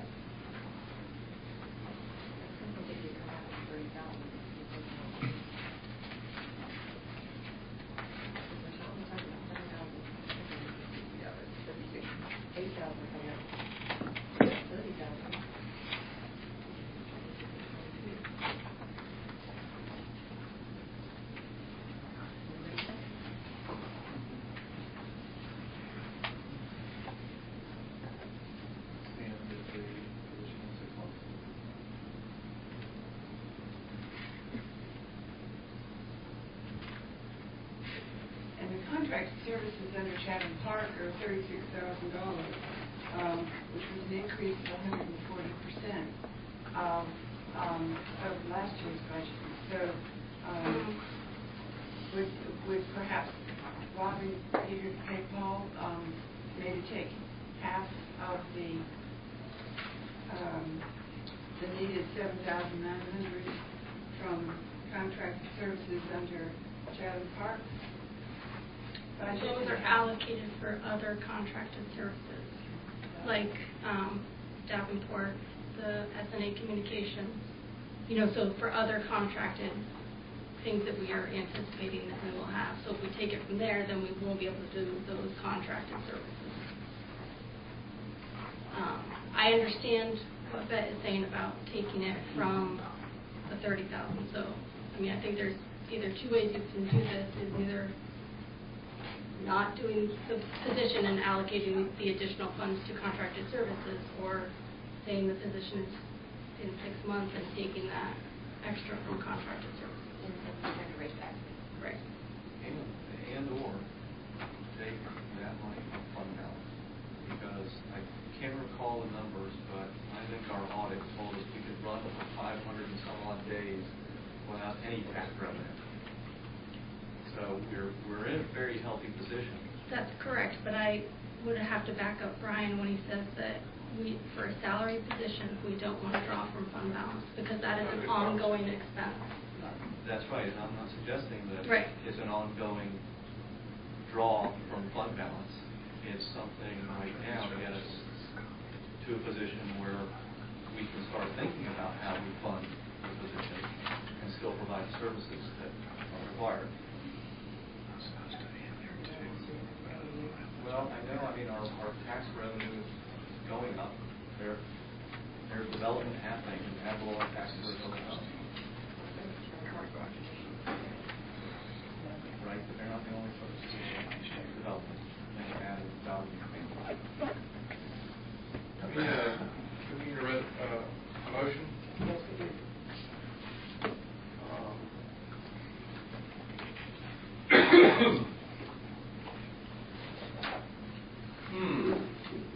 It's a wide-ranging conversation. I'm not sure that I can summarize it succinctly, but I sense an emerging agreement.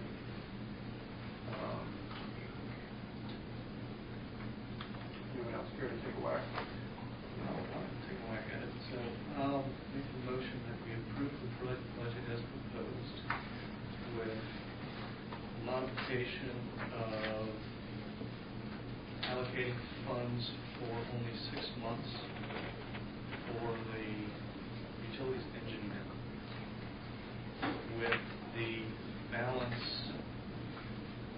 keeping the contract services for engineering at $30,000 and taking an allocation from the fund balance to cover the $7,868 shortfall. And to maintain the tax rate as current rate. Yeah, that does. Okay. How would you advertise for the position? How much is that going to cost? $200.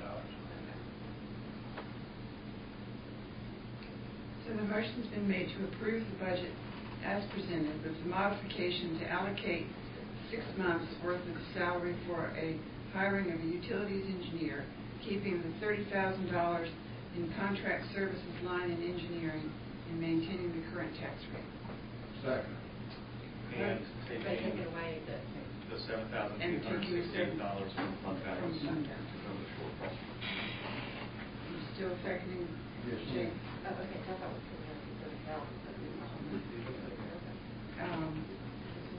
Right. So Michael Fiocco has made the motion, seconded by Jay Farrell. Is there further discussion? Those in favor, please indicate by saying aye. Aye. Those opposed? My one question is just, what other changes are we removing any wording in the ordinance? Oh, yes, and we are removing the one sentence, final sign approval will not be accepted until these fees are paid. Under item F, right? Item F. Okay. Okay, and is that approved? Would you add that to your motion? Let's make a separate motion. I'll make a separate motion to remove that sentence. Motion made by Michael Fiocco. Seconded by Pamela Baldwin. Those in favor, please indicate by saying aye. Aye. Those opposed? Congratulations. Thank you very much for all your work. You did it.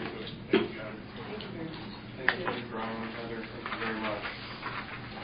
Do you want to push through to the manager's update on projects, or does anyone feel the need for a break? Oh, great, actually, sounds like a great idea. Those in favor, please stand.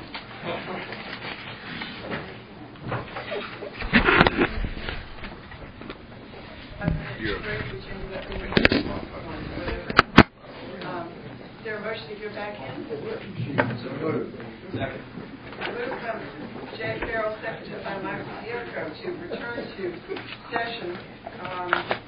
We were looking at the manager's update on projects. We did not have that in our agenda package because Ryan and Alice were so dedicated to getting everything out on Thursday, which was wonderful because I felt like I really had a long time with the package. So I'm sorry if we've disrupted your blood pressure or your family plans or whatever. No, and thank you, Madam Mayor. I think what you saw in the agenda tonight is by and large what I've been working on. So it's kind of like a de facto update. There's a couple of things I'll just highlight. But if I could, before I get started, first of all, I'm not really sure what is our meeting schedule over the course of the next couple of months. I mean, I'm not sure I really walked away. I apologize, but I'm not really sure I walked away from that conversation. Carol Hewitt was confused too. From what I understand, this board decided that the meeting in July would still be on the 24th. It's just that I think the intention was that the public hearings and that the major pieces of business perhaps could be delayed until the first meeting in August, which is the 14th. There were just two items. Right. So that I can join in the fray. Okay.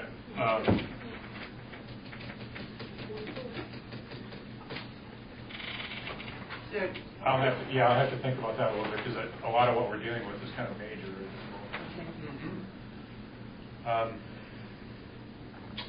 Okay, I'll think about that in a little bit. Yeah, that kind of plays into the schedule or lack thereof as far as there was with the reports, there was a schedule of upcoming items. I have no idea what that is at this point, outside of a couple of things. So I'm going to have to revisit that over the course of the next couple of days, and I'll try to update you guys midstream here with what's going on in some of those things we might be able to do and when. But let's talk about Town Hall. I've got just put together a few thoughts on slides, because I've had slideshows open a lot lately. We are planning on closing the purchase agreement on July 7th of this year. So we have everything pretty much lined up for that. Of course, we made the budget adjustment, and the county is also anticipating wiring that money to our account in advance of the closing on the 7th. So we should be good to go with that. The one thing I don't mention here is that we will have a lease agreement for the property for Mr. Justice's use of the property following closing. Mr. Messick has worked on some language for that. We're reviewing it right now, and that might be one of the things then that we bring to you in the July meeting. That's okay. It's fairly standard stuff. The Phase 1 environmental work, as you know, on the consent agenda, we had a contract with ECS to begin work on that. I'm expecting that to begin this week. So that should take about 2 weeks. And then also, I'm hoping by the end of this week that we'll have a pretty good idea of an RFQ and not an RFP for building program and design work for the town hall building. So I think this is, we've got a lot of work to do. This is one of the things I've really been looking forward to since I got here. So I'm really excited to start working on this. I want to thank you guys for, helping take this on. So be careful what you ask for. And it's just like with a lot of the Chatham Park work, approving the master plan was one thing, but then actually all the work that was associated with it afterwards kind of took on a life of its own. And I think this will to a certain extent as well. So I look forward to updating you regularly on this issue as well. I'd like to thank Michael Fiocco has just done so much in this regard, and I think perseverance ought to be your middle name. So I'm thrilled. Well, Miss Walker, sixth grade teacher, will be happy to hear you there. So they told me I have to stick to it, Miss. And, and as far as there was, the newspaper I had spoken with the newspaper last week, and it's really, this stage, that's why I was telling Casey, man, it's really not that complicated right at the moment. I mean, the town has executed a purchase agreement. We have some diligence to complete. We've got to work on the design piece, and we look forward to partnering with the county on it moving forward. And that's really the message at this point. We'll have more information as this goes along, and that's something. Affordable housing. The committee met this past Thursday. I have for you a copy of the draft affordable housing plan, and this is we reviewed this with us last Thursday night. Not a finished product. As the title indicates, initially speaks to the charge of the group was rental housing, which is, I think, defined as a big need. We received that night a presentation also from a gentleman from the trust in Orange County. His name escapes me because I don't have enough space left in my head right now. Yes, Mr. Dowling presented. I made mention that our board, that you guys, received his presentation really well the last couple of years.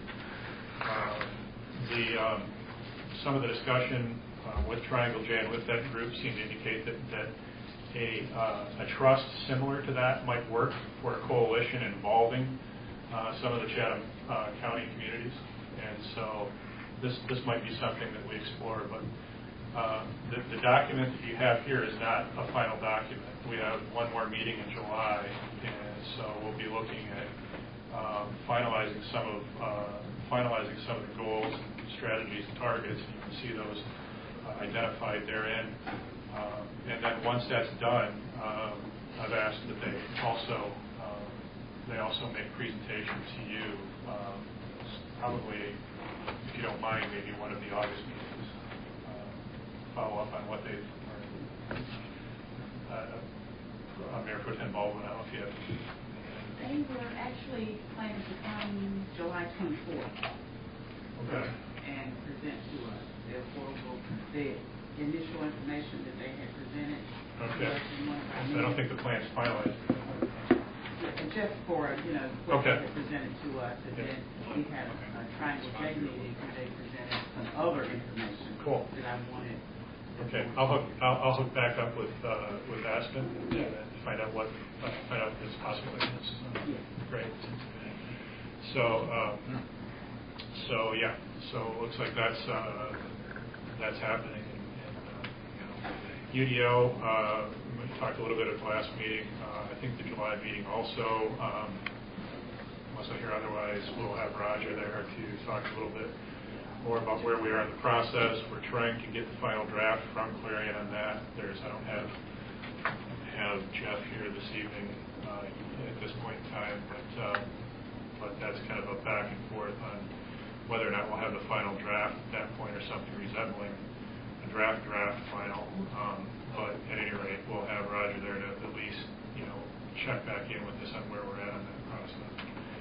And then the audit will have our auditors are actually starting a little bit earlier this year. They'll be here on Thursday. And I'm going to be out next Friday until July 6th or 7th. I'm going to try to get back for the 7th, closing on the 7th, depending on how agreeable to that my wife will be. We're going up to Ohio for luckily only one day, and then spending the rest of the time upstate New York. So one of the Finger Lakes, and so following the wedding that I've got to go. Otherwise, I wouldn't go to Ohio, but following the wedding in Ohio, I'll be going to New York. So I'll be on. Please feel free to contact me anytime. I enjoy having other things to do rather than You're going with, I'm sorry. So if he's, at the end of this week, I'll be leaving on Friday, and I'll be back hopefully this next Friday. One of the, I guess when we talk about one of the big things that we'll need to be tackling at an upcoming meeting is the Chatham Park financial guarantee agreement. We have a meeting scheduled with Davenport tomorrow, Mr. Messick and I, and the last, I think, projections and financial piece of the things that we're going to be working on with that particular discussion, but also the other aspects of the agreement. So I'm not quite sure whether or not, I guess it kind of depends on what we consider big. I don't know, I guess I've got to keep you posted on when we would be looking to bring that to you. We're not looking to do anything big at this meeting in July. So, a couple other things that we're going to begin in earnest, I think, retackling the issue out on Cornwallis with paving and touching base with DOT and trying to get that on their schedule, seeing what remaining work would need to be done with that.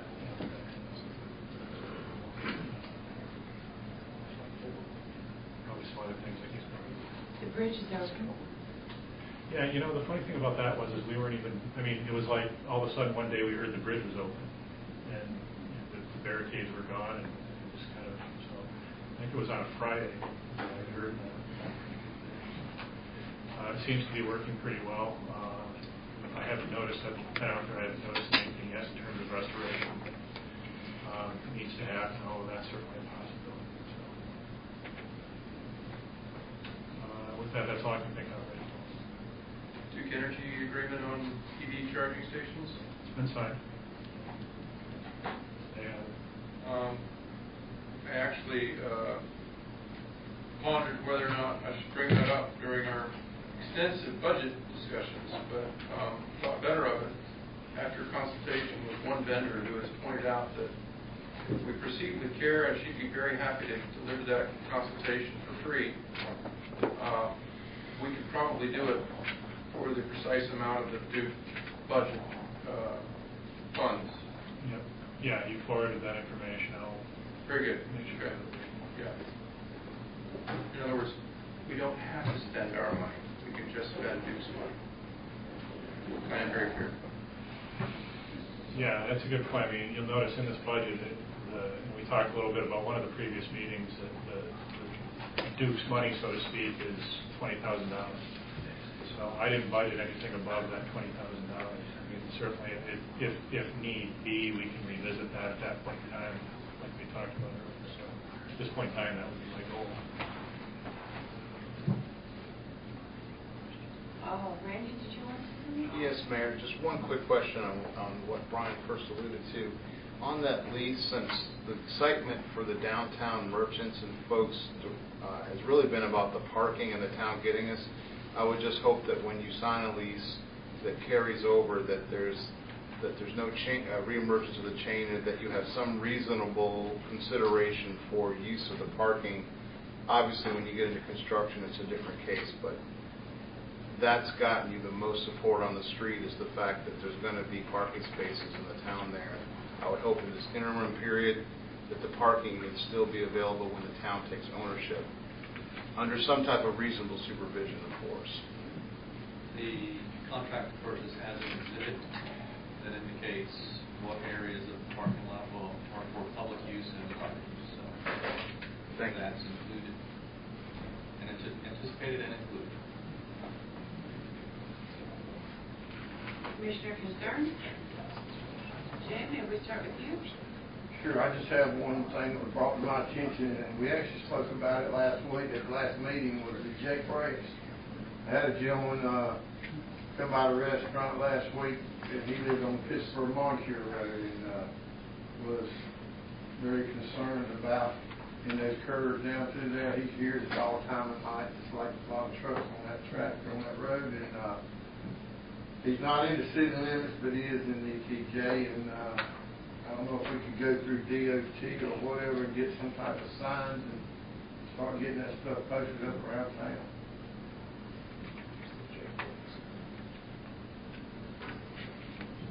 Report back to the next meeting. I'm just also drawing a blank on the road, Powell Place, the back entrance, the name of that street, where the Mormon church is going. Cemetery. Oh, yeah. Rockford Cemetery. Where the church had dug across the road, it's not smooth at all. Although I noticed today it was a little bit better. And so they were asking me, how long is it going to be like this? Yeah, I'll follow up on that right away. That kind Yeah. of bothered me when I was out there the other day. A lot of people use that road to go to the park. Yeah, it's getting worse. Yeah. Well, I saw the trees getting trimmed and the lights installed, and they look great. I mean, it was really fantastic. Thanks downtown. Really. So thank you. We still need timers for those. I mean, if you Yes. notice right now, if anybody Yes. asks, they are on all the time. Yeah. So we're, John was working with someone to get timers. I don't, as we sit here and speak, I don't know where that is right now. Well, I think he had mentioned to Maria this weekend, or maybe it was earlier today, that he expected to already happen. Okay. So I hope that means that they're here soon. Just in case anybody asks, hey, those lights are on during the daytime. Yeah, they are. I mean, we could go by and unplug them all the time too. That's an option, but I just said, I think we're going to have the timers here shortly. So. God, the latch to the gate at Pocket Park was off yesterday when I finished my run, and I found it like in the bushes. I meant to bring it here. Told Paul when I would leave it here until I plug that. I forgot to bring it. So I'll get it here tomorrow. Thanks. Yep. Animal law? John Bond. Yes, Commissioner Fioco's interest in the timing of various draws or access fees, charging of those. I said it during the workshop, and I would just like to state again that as that idea is pursued to the extent that it may be, I would very much like to see financial and fiscal analysis of that. And I suppose that would be Davenport and Associates, because they've got the model so far for development. It's not the type of work, they don't do that type of analysis.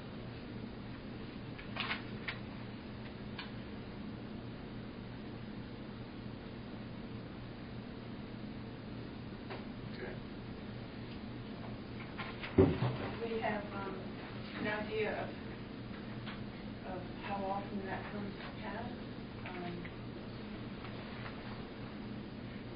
Those kinds of factors.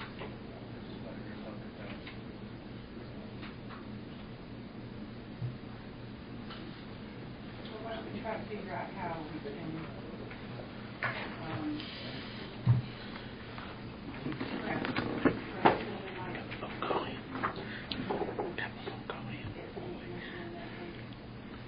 Yeah. All right, any other concerns or thoughts? I just want to say one thing, but when we talk about new town hall, I would love to see that go to a local architect.